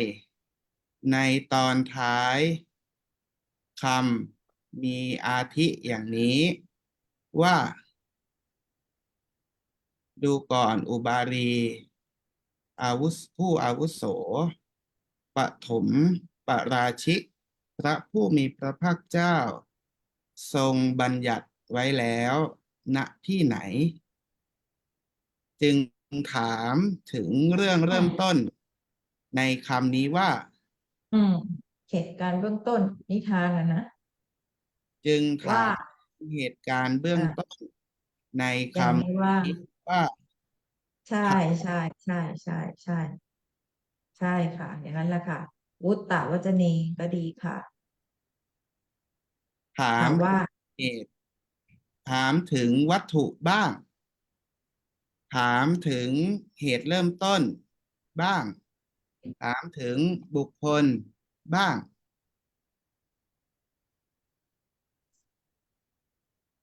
โอเคไหมอย่างนี้แปลการรัศมีไปก่อนก็น่าจะโอเคนะคะถ้าแปลการรัศมีก่อนไหมจะได้ไม่งงกับปริโยสานี โอเคเจ้าค่ะอ่า ในท้ายที่สุดใช่ไหมคะ แห่งคำแล้วก็จึงถามถึงเหตุใช่ไหมคะ ในคำที่กล่าวแล้ว มันไม่ขึ้นนะคะ มันงองแงค่ะตอนนี้ คงต้องยอมแพ้ เพราะว่าไอ้เครื่องพวกนี้มันต้องเตรียมก่อนค่ะ ไม่เตรียมก่อนเนี่ยมันจะประมาณนี้แหละค่ะ มันจะหมุนหมุนหมุนค่ะ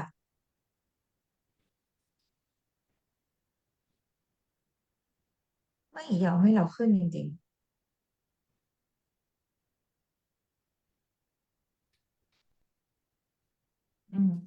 อ่ะอาจารย์ยอมเองก็ได้ ยอมแพ้มัน กลับไปที่สมันตะนะคะ ตามพระคุณเจ้าเมื่อสักครู่นะคะ ตอนนี้สมันตะเหมือนเดิมเนาะอ่ะก็ให้แปลตัวการลักษตมีไปก่อน ในท้ายที่สุดแห่งคำเป็นต้นว่า ท่านอุบาลีผู้มีอายุปฐมปราชิกพระผู้มีพระภาคเจ้าทรงบัญญัติแล้วในที่ไหนนะคะท่านพระมหากัสสปะเถระ ผู้กำลังถามถึงวินัยจึงถามเหตุจึงถามเหตุหรือนิทานนี่แหละค่ะ ในคำใช่ไหมคะ ในคในคำที่ท่านกล่าวไว้ใช่ไหมเมื่อกี้วุตตวัจเนใช่ไหมคะ อย่างนี้ว่าค่ะประมาณนี้ ตรงนี้ก็ดึงออกมาก่อนได้นะคะอ่ะนิมนต์ต่อค่ะ หลังจากนั้นก็วิทาเรตวาใช่ไหมคะ มีเยนะนะคะ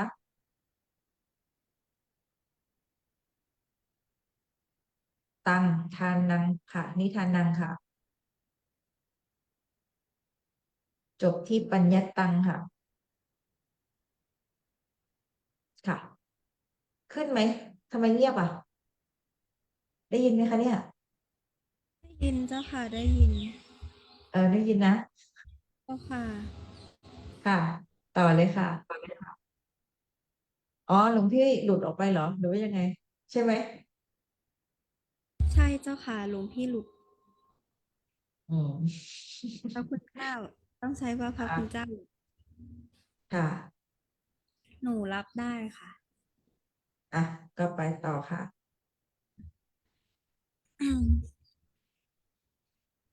อันหนึ่งท่านพระอุบาลีเถระประสงค์จะประสงค์จะกล่าวบุคคลซึ่งเป็นสาเหตุที่พระผู้มีพระภาคเจ้าทรงบัญญัติสิกขาบทและสาเหตุที่พระผู้มีพระภาคเจ้าทรงบัญญัติสิกขาบทแม้ทั้งหมดจึงกล่าวอธิบายเหตุเกิดนั้นตั้งแต่ต้น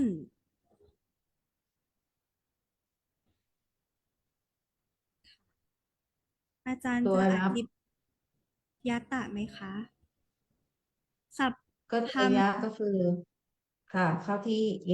ยนะจะปัญญตังนะคะ ก็คือพระอุบาลีกล่าวนะคะ ประโยคเราก็คือตัวนี้ ประโยคใหญ่นะคะ แล้วก็จะมีวุตตังเป็นที่สุดเมื่อกี้เขาก็ล้ม ถ้าแปลไปโดยลำดับนะคะคำนิทานนะคะนิทานหรือคำนิทานเรื่องราวแต่ต้นนะคะปึ๊บตรงนี้นะคะเรื่องราวแต่ต้นเรื่องราวแต่ต้นต่อไปค่ะอันพระอุบารีเถระ ผู้ประสงค์จะกล่าวให้พิสดารให้พิจะสดารกล่าวให้พิสดารอ่ะโอเคเห็นละ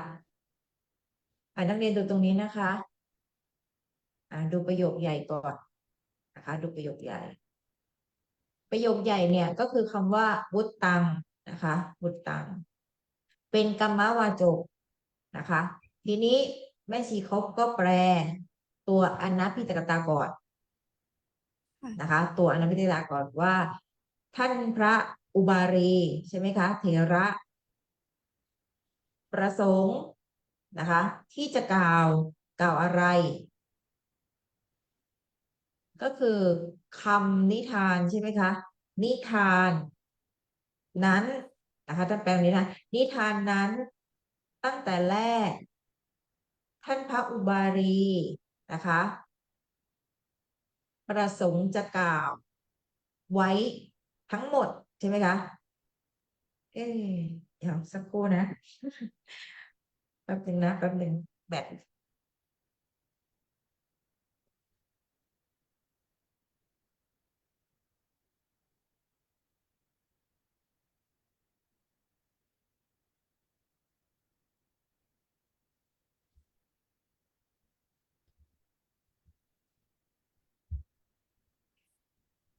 เนี่ยอุปสรรคค่อนข้างเยอะ ได้แล้วเนาะรู้แล้วทำไมมันไม่ขึ้นแบตมันอ่อนนี่เอง อ่ะ อาจา ต่ ร อ ย์ เอาใหม่นะคะ เจ้าค่ะ ฮะ ข้อที่โยชนาเจ้าค่ะ ข้อที่94นับขึ้นประมาณ บรรทัดนับขึ้นบรรทัดที่5เจ้าค่ะ เขาบอกว่า ตังนิทานัง เป็นกรรมในบทว่า วิทธาเรตวาวุตตังค่ะ ประโยคใหญ่นะคะก็คือตังนิทานังวุตตังนะคะ ตัวที่มารับนะคะ ก็คือเยนะกับตังนะคะนี่คือตัวรับกันนะคะ เอาชุดที่หนึ่งก่อนนะชุดที่หนึ่งก่อน ตรงนี้นะคะก็คือ นิทานนั้นนะคะ แล้วก็ล้มมาใช่ไหมคะ ท่านพระอุบาลีเถระ ประสงค์ที่จะกล่าวนะคะ ประสงค์ที่จะกล่าวแล้วก็ทำพร้อมกันค่ะ ให้พิสดารแต่ต้นนะคะให้พิสดารแต่ต้น วิทาเรตวาสมานการกิริยานะคะ ในกัตเถตุคีตต้องเห็นตรงนี้นะคะอาจารย์ทำสีนี่ก่อนค่ะ ดูตัวหลักนะคะ ดูตัวหลัก นิทานนั้น ท่านพระอุบาลีเถระผู้ประสงค์จะกล่าว ให้พิสดารเป็นกริยาวิเศษณะก็ได้นะคะ ประสงค์จะกล่าวให้พิสดารทำไมคะ กล่าวกล่าวถึง ไม่มีตัวอีก กล่าวถึงใคร เราก็ต้องไปดูตัวโยกแล้วนะคะ ตัวนี้นะคะ ที่ทำให้เราติดเมื่อกี้แม่ชีเขาก็บอกว่าข้อที่เท่าไหร่นะคะ91ใช่ไหม 94เจ้าค่ะ นี้ใช่ไหม ลักษณะนะคะ บทว่าตังนิทานังเมื่อสักครู่นะคะ วิทธาเรตวาวุตตังนี่คือประโยคหลัก ตามเมื่อกี้เลยนะคะต่อไปเป็นกรรมในสองบทก็คือเป็นกริยาวิเศษณะหรือทำพร้อมกันก็ได้นะคะจบไป ต่อไปคำว่าอธิโตปภูติ อันนี้นักเรียนทุกคนแปลได้อยู่แล้วนะคะ ส่วนวิถาเรตวาท่านก็ให้เป็นพระกาลกิริยา อันนี้เคลียร์นะคะมาดูตัวที่ล้มนี่แหละค่ะที่คนล้มเมื่อกี้ถ้านักเรียนดูไม่ออกเนี่ยต้องแยกประโยคให้ได้ก่อน ประโยคตะจบไปแล้วนะคะ นี่คือตัวประโยคตะ ทีนี้มาดูประโยคยะค่ะ เยนะท่านโยกปุคเรนะค่ะบุคคลใดบัญญัติพระวินัยนะคะ ต่อไปค่ะ เพราะนะคะ เพราะบัญญัติใช่ไหมคะ เพราะวินัยปิฎกนั่นนะเพราะเหตุที่พระไตรปิฎกนั่นทั้งหมดบัญญัติไว้แล้วนะคะ ท่านจึงประสงค์ที่จะกล่าว ตัวนี้เป็นกรรมของเอตัง เพราะฉะนั้นจะล้ม เขาล้มตรงนี้ว่า เพราะนะและเพราะเหตุมีกะควบอีกต่างหากและเพราะนะคะ และเพราะเหตุที่บัญญัติ ไว้แล้วทั้งหมดนั่น จึงกล่าวไว้ ถ้าวนๆก็คือตัววุตตังนะคะ จึงกล่าวไว้ จบนะ เอาตัวปุคเลนะมากับวินยปิตกะนะคะ เดี๋ยวอาจารย์จะเอาตรงนี้ไปนะคะปัญญตังมีไหมเมื่อกี้ เอาไปหมดเลยแล้วกันง่ายดี เพราะทำคนเป็นต้น เอามาหมดเลย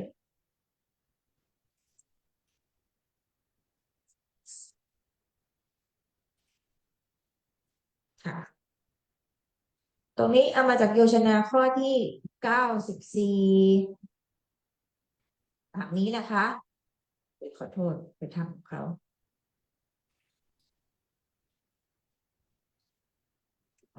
อันนี้คือโยชนาคราวนี้ยังไม่ต้องแปลตามนะคะ เริ่มที่ตัววินัยปิฎกนะคะ พระวินัยปิฎกอันบุคคลใด บัญญัติแล้ว ใช่ไหมคะ อันบุคคลใดบัญญัติแล้ว และเพราะนะคะ และเพราะท่านบัญญัติ และเพราะท่านบัญญัติ บุคคลเป็นต้น นั่นไว้ทั้งหมดนะคะ ก็ต้องขึ้นมา ฉะนั้นนะคะ ท่านพระอุบาลี ผู้ประสงค์จะกล่าว นิทานนั้น ตั้งแต่ต้นให้พิสดารจึงต้องการกล่าวประสงค์ที่จะกล่าวนิทานนั้นให้พิสดารจึงกล่าวไว้ ตั้งแต่ต้น ประมาณนี้ถูกไหมคะอันนี้คือประโยคยะนี่คือยะนะคะ เมื่อกี้ที่เขาล้ม ทีนี้ถ้าเกิดว่าเราไม่ล้ม ก็จะต้องแปลออกใดนั้น แต่มันจะมาติดตรงยัสมาบุคคลรับเยนะถูกไหมตรงนี้นะคะจบทีนี้เอาอีกรอบหนึ่ง เอาอีกรอบหนึ่งนะ ยังไม่ต้องดูตัวของโยชนายังไม่ต้องดูตัวของโยชนาเอาแค่นี้พอต้องนะคะไม่เกินนั้นแปลอีกรอบหนึ่งนะคะ ไม่ล้มใช่ไหมเจ้าคะ ฮะ ล้มหรือไม่ล้มคะ ตอนนี้จัดแล้วก็ล้มได้แล้วค่ะล้มได้แล้วค่ะเริ่มเลย ท่าน ท่านพ คำนิ ระ ทา อุ นนั่น บาลี ขึ้นมาก่อนคำนิทานนั้น คำนิทานนั้น ท่าน ตัด พระ ตา อุบาลีเถระผู้ประสงค์จะ ให้พิสดาร กล่าวถึง บุคคล ผู้บัญญัติสิกขาบทและสาเหตุที่บัญญัติสิกขาบท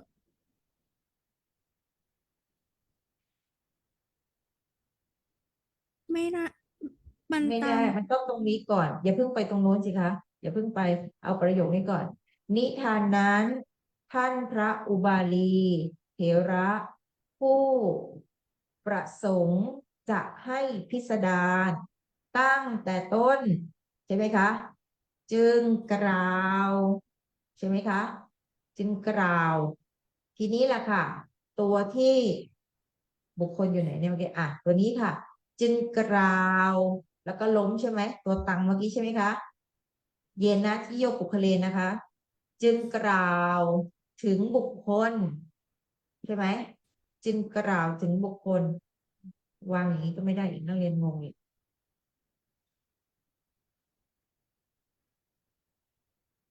เอาใหม่ นิทานนั้น อันท่านพระอุบาลีเถระ ผู้ประสงค์อย่าเพิ่งแปลนะคะ ให้พิสดารตั้งแต่ต้น เอาตัวนี้ก่อนนะ ตัวตะนะ จึงกลับมาที่ตรงอ่ะจึงกล่าวมาที่นี่ค่ะ ปุกคะปุกคาราทิง ตัวนี้นะโยชนะนะคะ ปุกคาราทิงนะ จึงกล่าวถึงบุคคล เป็นต้นนั่นทั้งหมด ใช่ไหมคะ ที่บัญญัติ ที่บัญญัติ บัญญัติอะไร โยชนาท่านโยก วินัยค่ะ เอาเรื่องตรงนี้เอาเรื่องอยู่วินัยะนะคะจึงกล่าวถึงบุคคล ที่บัญญัติที่เป็นเหตุก็ได้ค่ะ ที่ลงมาค่ะ เป็นเหตุให้บัญญัติพระวินัยใช่ไหมคะ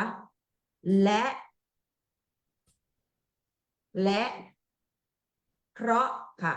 และเพราะบัญญัติแล้วทั้งหมดวุตตังจึงกล่าวแล้ว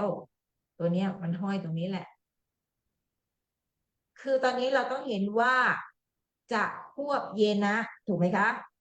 ถูกไหมคะ ค่ะ กับยัสมา ใช่ไหมคะ ค่ะ ตัวเนี้ยมันเป็นตติยา เป็นเหตุให้บัญญัติวินัย ท่านจึงกล่าว และเป็นสาเหตุ และพระผู้มีพระภาคเจ้าทรงบัญญัติแล้วทั้งหมดเป็นเหตุอย่างนี้ก็ได้ เนี่ยมันควบตัวเนี้ยค่ะ มันต้องล้มเยนะจะกับยัสมาจะอ่ะแม่ชีลองอีกทีหนึ่งเอาสำนวนที่มันตกผลึกหน่อยอ่ะ คำนิทานนั้นท่าน อื พระ ม มหา ท่านพระอุบาลีเถระผู้ประสงค์จะกล่าวให้พิสดาร จะเพิ่งกล่าว ตั้ง พูดจะ แต่ ให้อ่ะ ผู้ป ตั้ ระ ง ส แต่ งค์จะกล่าวให้พิสดารตั้งแต่ต้น ถึ ถึ ง งบุคคลซึ่งเป็น อ่า สาเหตุให้บัญญัติให้พระพุทธองค์ทรงบัญญัติพระวินัย พระวิ ปิฎ นั ก ย และ และ สาเหตุที่พระผู้มี และสาเหตุที่ทรงบัญญัติพระวินั ก็ ย ใส่มา ปิ ด้วย ฎก และเป็นสาเหตุใส่มาด้วย และเป็นสาเหตุให้ และเป็นสาเหตุให้ทรงบัญญัติพระวินัยปิฎกทั้งหมดจึงกล่าวไว้ ทั้งหมด นั่น แล้วก็วุตตังจึงกล่าวไว้ เราที่มันยากเนี่ย เพราะว่าไอ้ตัวเนี้ย เอามาเป็นกรรมของกเถตุ ถูกไหมคะ ถ้าเอามาตรงนี้ ท่านก็จะไม่วางแบบนี้ ท่านกล่าวไว้แล้ว ท่านกล่าวไว้แล้ว ท่านประสงค์จะกล่าว นิทานนั้นให้พิสดารแต่แรก จึงกล่าวถึง ไม่ได้ถูกต้องแล้วค่ะ มันต้องเข้าที่นี่ที่เดียว อ่ะ อีกรอบหนึ่งพร้อมกันนะคะ ที่นู่นด้วยนะคะ ตรงนี้ค่อนข้างยากนิดนึงถ้าจะล้มนะ อ่ะ อีกรอบหนึ่งช้าๆอ่ะนิทานนั้น นิทานนั้น ท่านพระอุบา อุ ลี บา เถ ลี ระ เถระ ผู้ ผู้ ต้องการจะกล่าวให้พิสดาร แต่ ตั้งแต่ต้น ถึ ถึ ง งบุคคลซึ่งเป็นสาเห เหตุ ตุให้พระผู้มีพระภาคเจ้าทรงบัญญัติพระวินัยปิฎก และซึ่ง และ เป็นสาเหตุที่ และเพราะเป็นเหตุที่ และ พระผู้มี อืม และเพ ที่ ราะเป็นเหตุที่พระผู้มีพระภาคเจ้าทรงบัญญัติพระวินัยปิฎกทั้งหมด จึงกล่าวไว้ จึงกล่าวไว้แล้ว กล่าวไว้แล้วค่ะ อืม เอาเรื่องนั้นเนี่ยตรงนี้ สำนวนมันก็ได้ประมาณอย่างเงี้ยเนาะท่อนๆแท่นๆถ้าแปลธรรมดานะคะ ก็คือพระวินัยปิฎก ก็พระวินัยปิฎกอันพระผู้อันบุคคลใดใช่ไหมคะ ไม่ใช่ค่ะ อันพระผู้มีพระภาคเจ้าทรงบัญญัติแล้ว ใช่ไหมคะ เพราะบุคคลใดใช่ไหม และ เพราะและพระวินัยปิฎกนั่นทั้งหมด อันพระผู้มีพระภาคเจ้าทรงบัญญัติแล้ว เพราะเหตุใดอืมมองว่าตัดสมาเนี่ยประโยคตัดสมาคือตัวไหนอ่ะอาจารย์ก็ไม่ยอมนะเนี่ยไม่ยอมปล่อยง่ายๆเลยนะเนี่ยประโยคนี้เดี๋ยวขอันนี้อดูอีหนูเข้ากทีก่อนใจว่ายัสสมาจบที่ปัญญัตตังเจ้าค่ะแล้วอ่าสัพพันอันนั้นมันพระเมตังอะค่ะถ้าเราดูจากหลักการเรียงอะมันรับเยนะกับยัสสมาฟังเอตังนะค่ะสัพพระเมตค่ะสัพพระเมตังเนี่ยอืมแล้วอืมก็ที่โยชนานะคะเหมือนเอว่า อเดี๋ยวไปดูที่โยชนะก่อนยังไม่ได้เปิดเลยเหมือนว่าไอสัพพังสัพพังเอตังมันจะเข้ากับกะเถตุกะกะเถตุกามีนะแล้ววิถาเรตวาเป็นบุพการะอันนี้อันนี้อันญาตินี้แน่นอนค่ะเพราะว่าเอตังเนี่ยท่านให้เป็นตัวกรรมของกระเทตุงนี่เห็นไหมใช่ค่ะอาจารย์เนี่ยมันต้องประมาณนี้ทีเนี้ยตัดสมาละค่ะเพราะเหตุที่ท่านมันมีต้องการสระวางจะเป็นตัวที่สองอะค่ะอาจารย์ก็เท่ากับว่ามันควบอืมนี่มันควบปัญญตังอยู่แล้วค่ะจ๋านะค่ะส่วนเยนะเนี่ยสัพพังเอตังมันก็เป็นได้อะที่ว่าอันเนี้ยทั้งหมดเนี่ยรับทั้งเยนะรับทั้งยตมาค่ะ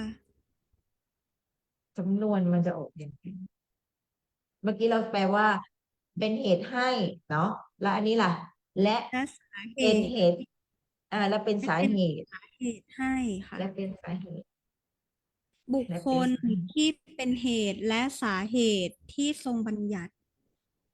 อืมเป็นเหตุ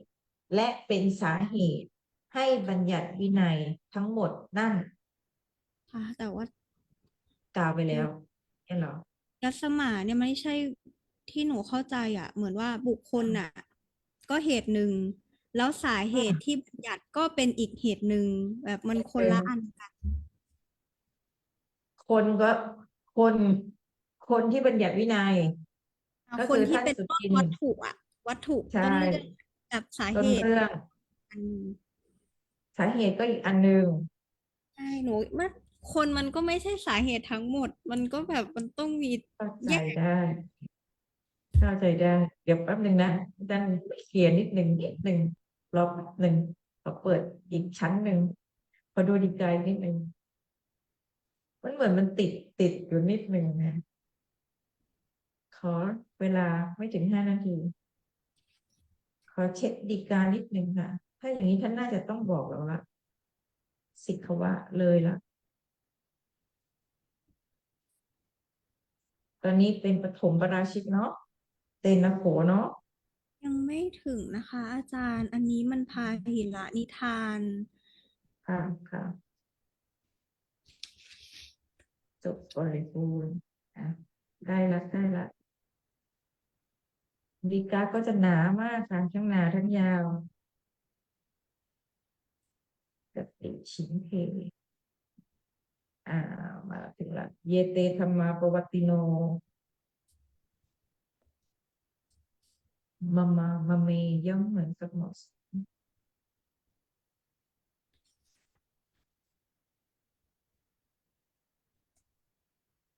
สภาวะธรรมโยปนะภิกขุนังเมื่อกี้แปลไปแล้ว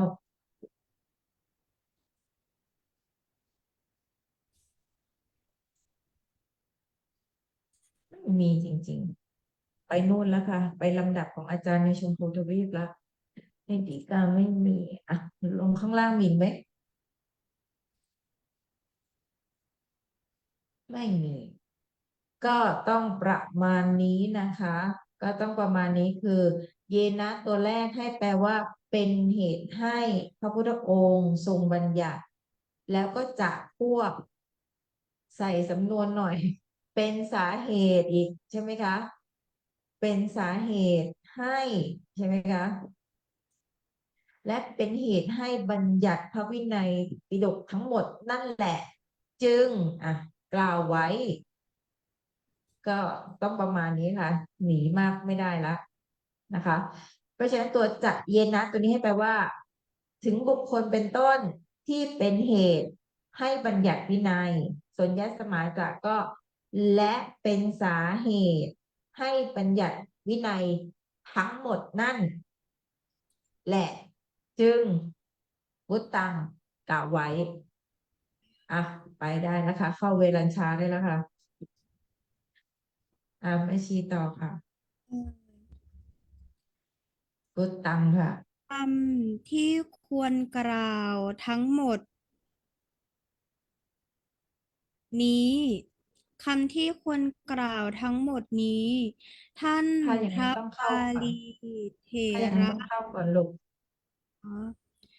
คำที่ควรกล่าวทั้งหมดอย่างนี้ว่า โดยสมัยนั้นแลพระผู้มีพระภาคเจ้าประทับอยู่เขต เมืองเวรัญชา ท่านพระอุบาลีเถระกล่าวไว้แล้ว ก็แลนักศึกษาพึงทราบว่าคำนั้น ท่านพระอุบาลีเถระกล่าวไว้ในคราวสังคายนาใหญ่ครั้งแรก อืม ก็ด้วยคำอธิบายเพียงเท่านี้ บทเหล่านี้ว่า บททั้งหลายเหล่านี้ว่าคำนี้ใครกล่าวไว้และกล่าวไว้เมื่อไร จัดว่าได้ประกาศเนื้อความไว้แล้ว อืม บัดเก็ตนี้ ค่ะสเตนในบทมาติกาว่า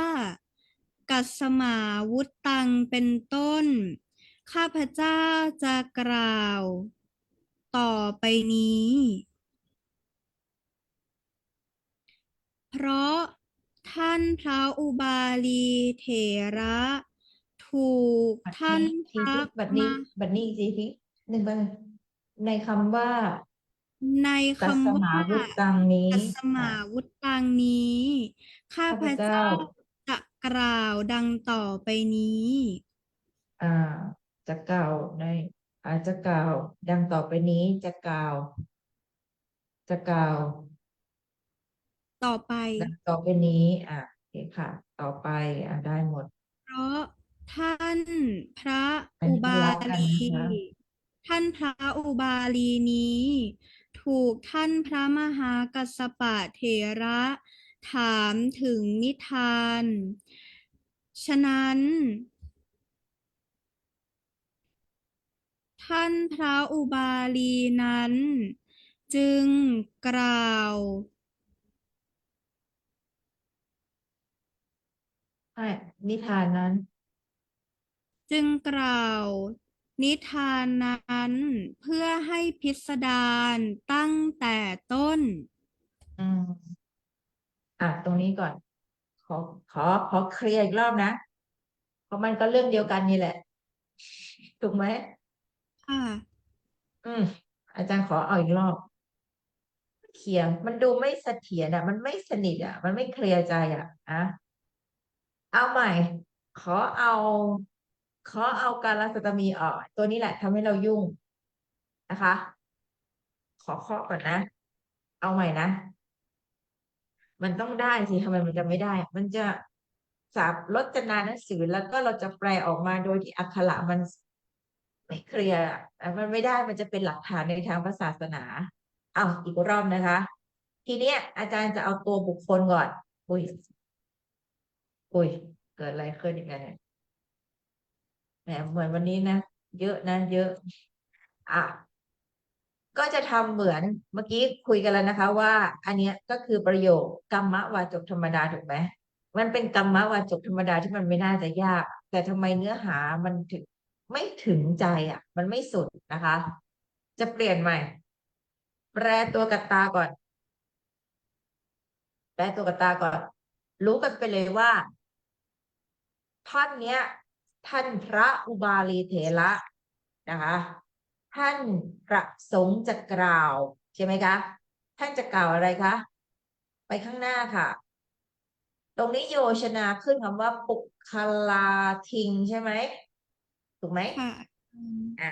พิมพ์เลยนะคะ มันต้องเอาให้เคลียร์ค่ะ อาจารย์คะมัน ถ้า อา เกิด จารย์ ขอโทษ ถ้าเกิดว่าเราจำมาแล้วดูเป็นแนวทางหรือว่าเราเข้าใจในระดับหนึ่งเนี่ย แต่ถ้ามันไม่สุดเนี่ย เดี๋ยวมันก็ลืมนะ แต่มันต้องรู้ว่าตรงนี้ท่านต้องการบอกอะไรแบบหนึ่งนะ มันไม่น่าจะยากเกินไปไงโอคะนะคะโอคาราทิงนี่นะคะ อันเนี้ยเอามาจากเนาะอันนี้เนี่ยมันอาจารย์ไม่ได้กดแถบนะ แต่มันไปของมันนะลูกซึ่งอาจารย์ นี่ กำ นะคะ อีกรอบ เราจะแปลกับตากันก่อนนะคะ ท่านพระอุบาลีเลยไปหมดเลยนะกันงเอาคืนมาก่อน หายหมด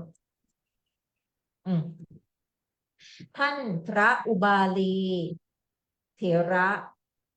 ประสงค์จะกล่าว ตัวกัตตาเลยค่ะตัวกรรมเลยค่ะ ถึง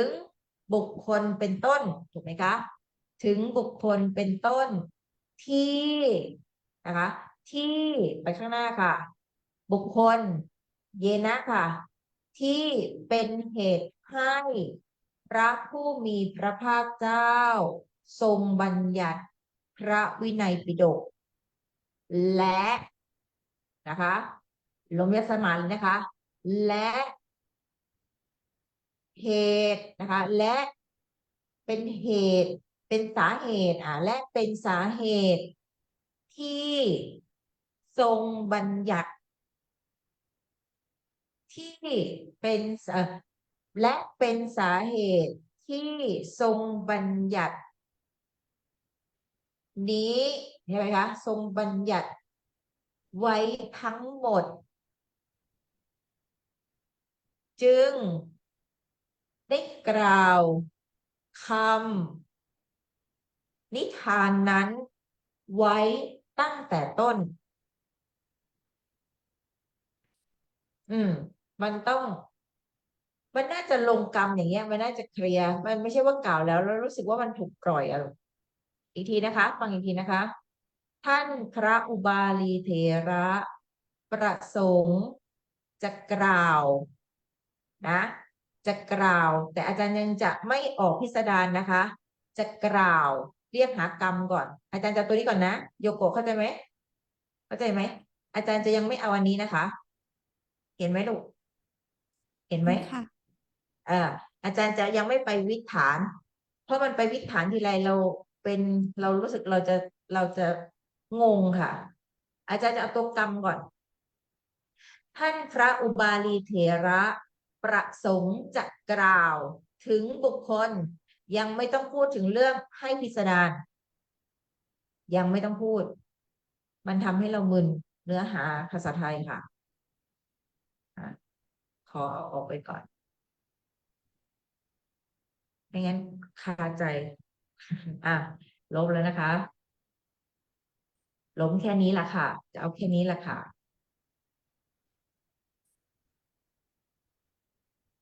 อันนี้ก็ใหญ่ไป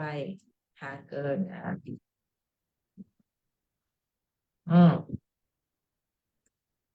มา เราจะไม่สนใจคำว่าวิทาเรตวานะคะเรียนอีกครั้งนะคะ ท่านพระอุบาลีเถระ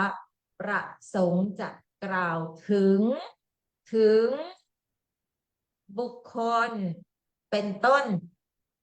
ล้มที่เป็นเหตุให้พระพุทธองค์ทรงบัญญัติพระวินัยปิฎกและเป็นและเหตุเลยค่ะและเหตุท่านบัญญัติ แล้วทั้งหมดบัญญัติตังนะคะ และเหตุ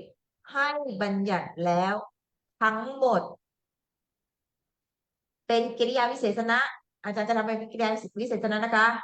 ให้ใช่ไหมคะอย่าเพิ่งจึงกล่าวใช่ไหมคะจึงกล่าวถึงนิทานนั้นให้พิสดารตั้งแต่แรกเริ่มอืมโอเคไหมถ้าอย่างนี้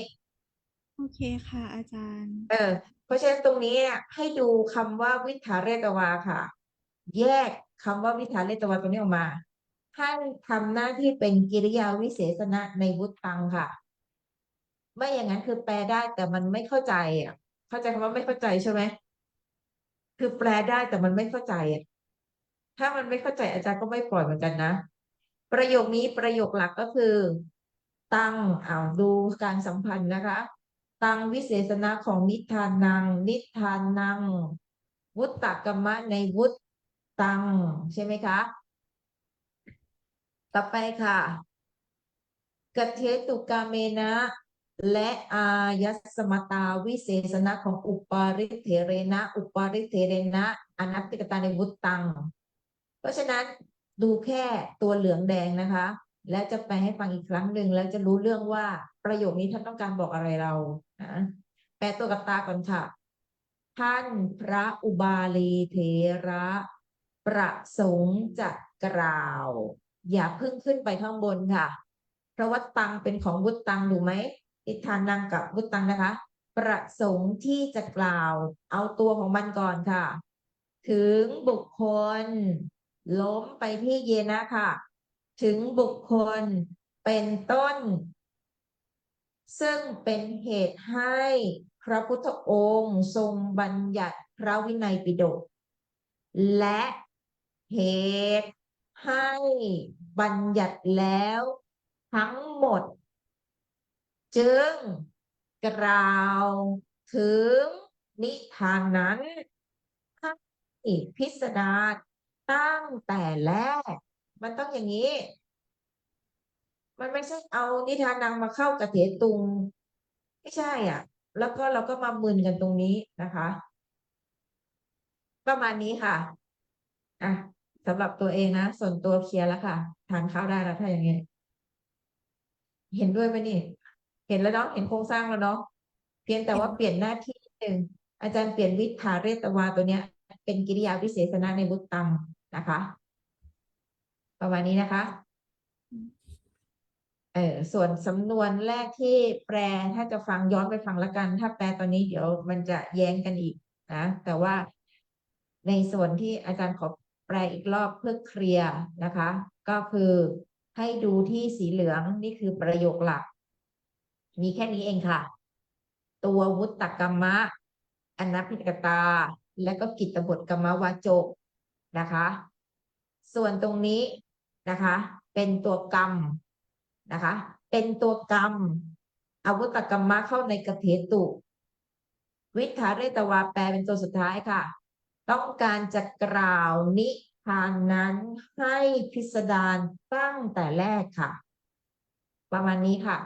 ส่วนสำนวนการล้มเยนะกยสมาไม่มีปัญหาละถ้าอย่างนี้ เพราะว่านี่คือเป็นเหตุให้พระพุทธองค์ทรงบัญญัติวินัยปิฎกและสาเหตุให้ทรงบัญญัติแล้วทั้งหมด จึงกล่าวไว้ จึงกล่าวถึงนิทานนั้นให้พิสดารแล้วตั้งแต่แรกโอเคค่ะ ขอบคุณมากที่ให้โอกาส เอาได้อีกสัก10 นาทีนะคะอีกสัก10 นาทีเคลียร์แล้วค่ะ อาจารย์ตายตาหลับแล้วค่ะ ไม่งั้นขาดใจ อันนี้คือลักษณะของการแปลเราไม่เคลียร์นะ ก็จะกลับไปที่เดิมต่อถูกไหม ตรงนี้ถูกไหมคะลูก เอวามิทังถูกไหมคะค่ะอีกนิดนึงค่ะ อีก10 นาทีได้อยู่ นักศึกษาพึงทราบว่าคอืม พึง ำทราบ นี้ คำนี้ก่อนถ้าอย่างนั้นนะ นักศึกษาพึงทราบคำนี้ ดูไหม จะดูไหม โยชนะโยกอะไร เอวามิทัง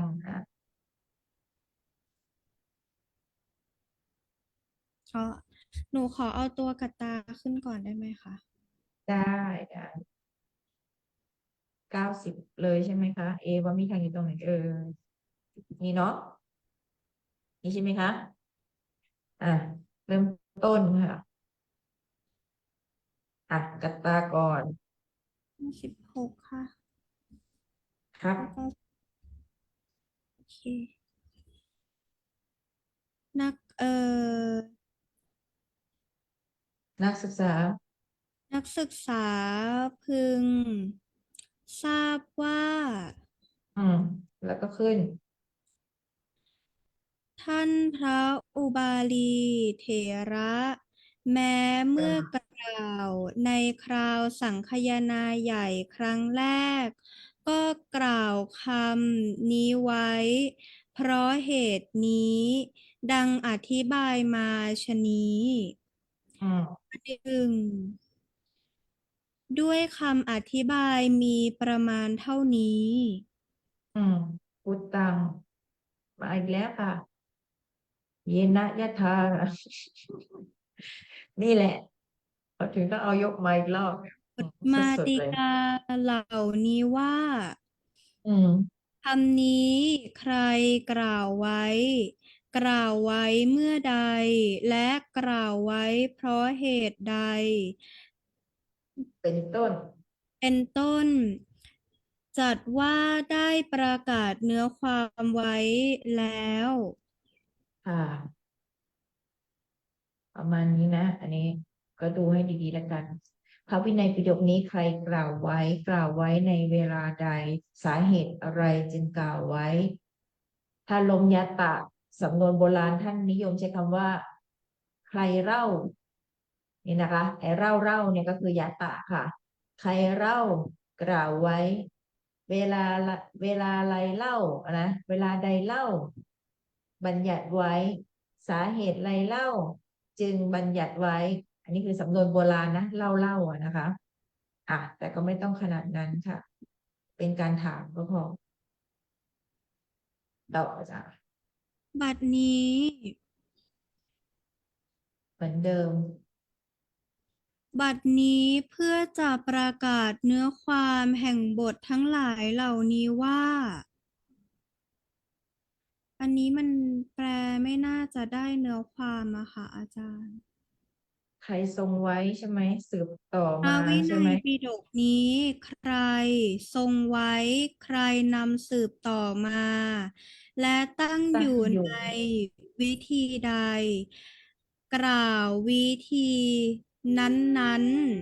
ๆ และกล่าววิธีนั้นๆไว้ อืมดังนี้เป็นต้น ข้าพอืเจ้ามจะกล่าวต่อไปนี้ ค่ะทาริตังเยนะจาคตังยัตถะปฏิทิตังจะเอเอเอเอตังเอเอตะอะไรเนี่ยติตังจะเอตังเอตังวัตตวาค่ะเอตังเลยเหรอค่ะเอตังเลยนะโอ้โหน่าอันนี้อจะใช่ยู่ตรงค่ะน่าต้นจะเรื่องจำได้ไหมคะ ใช่ค่ะที่ท่านบอกว่าหลังจากเนี้ยเราจะได้แปลอยู่5 คำถามใช่ไหมคะใช่ไหมอะไรชื่อว่าวินัยปิฎกใครค่ะบัญญัติใช่ไหมคะตอนต้นหนังสือใช่ไหมคะขอดูนิดนึงในสมันตะภาษาธิกาค่ะบาลีนะแรกเลยค่ะเหมือนเหมือนเรานั่นแหละเป็นคนแปลนะ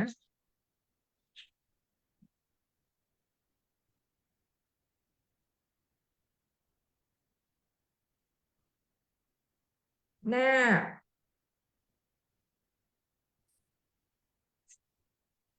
เดี๋ยวหน้า 6หน้า 7เลย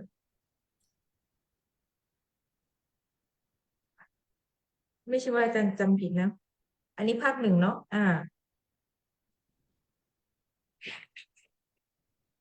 ที่จะเกิดคำถาม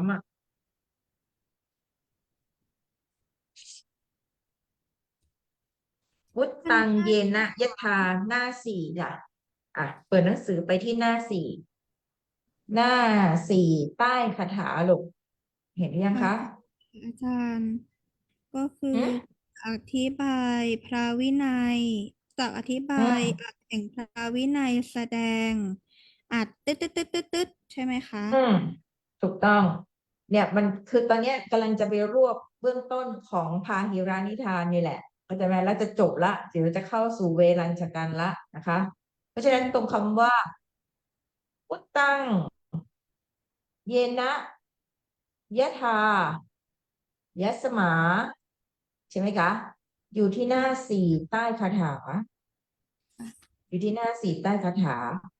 แล้วมาอีกสักแป๊บหนึ่งท่านก็จะไปที่คำเนี้ยมีอยู่จาพตังเนี่ย ใช่ไหมคะ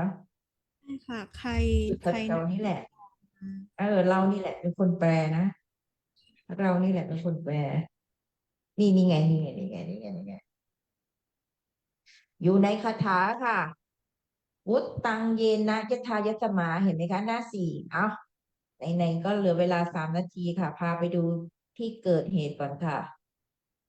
วันนี้เจออุบัติเหตุ เพราะว่ามีเหตุเกิดนะคะทุกคนดูที่คาถาค่ะ อาจารย์พาไปที่หน้าสี่ของหนังสือนะคะ ที่เรากำลังแปลตรงนั้น แล้วมันดูข้นห้วนนะคะ อยู่ตรงนี้คาถาพาหิรานิทาน นี่จ้ะ นี่เห็นยังเห็นยังคะ เห็นแล้วค่ะอาจารย์ เต็มเลยค่ะ นี่แหละค่ะ ยัตถัปปฏิทิตันเจตเมวังนี่แหละค่ะ เมตังนี่แหละค่ะ มาจากหน้านี้เลยค่ะ เป๊ะๆเลยค่ะ ถูกไหม อันแรกเนี่ยคราวนี้โยโกะดูบาลีของตัวเอง แล้วลองไปให้อาจารย์ฟังอีกครั้งหนึ่งประโยคนี้แหละค่ะสุดท้ายละกลับไปที่บาลี หน้ากลับไปที่บาลีหน้า30ใช่ไหมคะ ใช่ไม่งั้นเรากลับมาหน้านี้อีกเราก็จะงงอีกเชื่อสิ เออเพื่อ กลับ ค ไป วาม ที่หน้าบา เข้า ลี เพื่อประกาศเนื้อความแห่งบททั้งหลายเหล่านี้ว่า อืม พระวินัยปิฎกนี้ใครทรงไว้ ใช่แปลตาม ใค นี้ ร เลย อ๋อ ใครทรงไว้ ใครทรงไว้ ใคร แปลเลย สืบ ใช่ ต่อมา และ เออ ตั้งอยู่ในผู้ใด ข้าพ ใช่ เจ้า แล้ว ประกาศวิธีกล่าววิธีนั้นๆนะคะ แค่นั้นแหละ เข้าใจยัง เข้าใจ มัน ค่ะ ต้องชัด เพราะว่านี่คือคำถามมันทั้งหมด5คำถามหรือ4คำถามนี่แหละเห็นไหมคะ ใครกล่าว ที่อาจารย์บอกว่าให้ขึ้นมาเนี่ย วุตตังเนี่ย ใครกล่าว กล่าวไว้ตอนไหน ใช่ไหมคะ กล่าวไว้เพราะอะไร ใครทรงไว้ ใครสืบมา ใช่ไหมคะจำได้ยัง จำได้ค่ะอาจารย์ จดไว้ด้วยหน้าสี่ใส่ไว้ด้วยค่ะในคาถา วันหน้ามีลูกศิษย์หรือต้องตอบคำถามใครได้รู้ว่ามาจากไหน ไม่ต้องไปจำแต่ต้องทำด้วยความเข้าใจจำด้วย แต่เข้าใจด้วยแล้วก็ต้องถึงมันให้ได้ค่ะว่าเขามาจากไหนนะคะ นั่นแหละ พอถึงตรงนี้ปุ๊บเขาเลยสรุปว่าเพื่อที่จะประกาศ ใช่ไหมคะข้าพเจ้าจึง อะไรนะกิริยาตัวสุดท้ายเมื่อกี้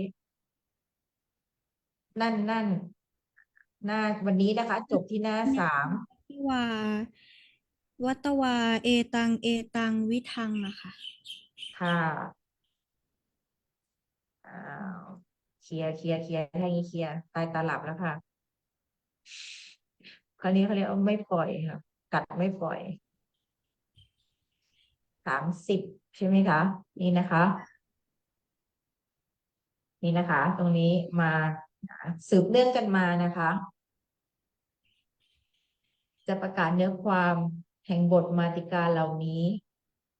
พระวินัยปิฎกผู้ใดกล่าวไว้ กล่าวไว้ในการไร เพราะเหตุอะไรจึงกล่าวไว้นะคะ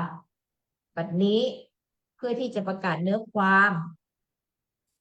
ก็จะทำไมคะ จะกล่าวต่อไปใช่ไหมคะ แล้วก็เดี๋ยวจะเข้ามาสู่นิทานวินัยปิฎกเกณฑ์นะต่อยนะเนี่ยยังมีต่อยอ่ะสมควรแก่เวลามึนพอสมควรนะคะ แต่ตรงนี้ให้ลิงก์กับหนังสือหน้า4นะคะ เดี๋ยวขออนุญาตพิมพ์แป๊บหนึ่งนะคะบอกโยชนานิดหนึ่งสมันตะนะคะ กลับไปดูที่หน้า4ในคาถา ส่วนโยชนาค่ะ โยชนาหน้าอะไรลูก โยชนาเอาของหน้า4ใช่ไหมคะ อ่าไม่หน้านี้ค่ะหน้านี้ ข้อที่94หน้าที่แถวข้อที่97หน้า55ค่ะ 55ใช่ไหมคะ หน้า55ข้อ97จ้ะตรงนี้สำคัญนะคะ โครงสร้างประโยคก็ไม่ธรรมดา เพราะว่าต้องมีข้อมูลอ่ะวันนี้เท่านี้พรุ่งนี้เป็นวันโกนหรือวันพระจ๊ะ มะรืนนี้วันโกนค่ะ พรุ่งนี้วันโกน มะรืพรุ่งนี้นไม่ใช่วันโกน พรุ่งพรุ่งนี้นี้เหรอคะวันโกนวันลืนเหรอ ไม่รู้ แต่พรุ่งนี้วันพุธถูกไหมคะ ใช่ค่ะ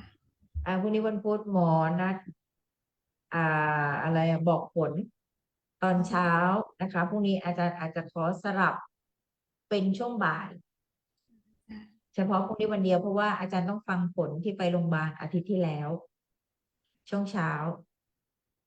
นะคะแต่ถ้าช่วงบ่ายติดงานยังไงก็ส่งข้อความหากันก็แล้วกันนะคะเอาละค่ะในเช้าวันนี้สมควรแก่เวลานะคะก็ได้เวลานักบวชเพลแล้ว ก็ขอยุติการไลฟ์เท่านี้ก่อนนะคะสาธุพบกันพรุ่งนี้ค่ะกราบขอบพระคุณเจ้าค่ะอาจารย์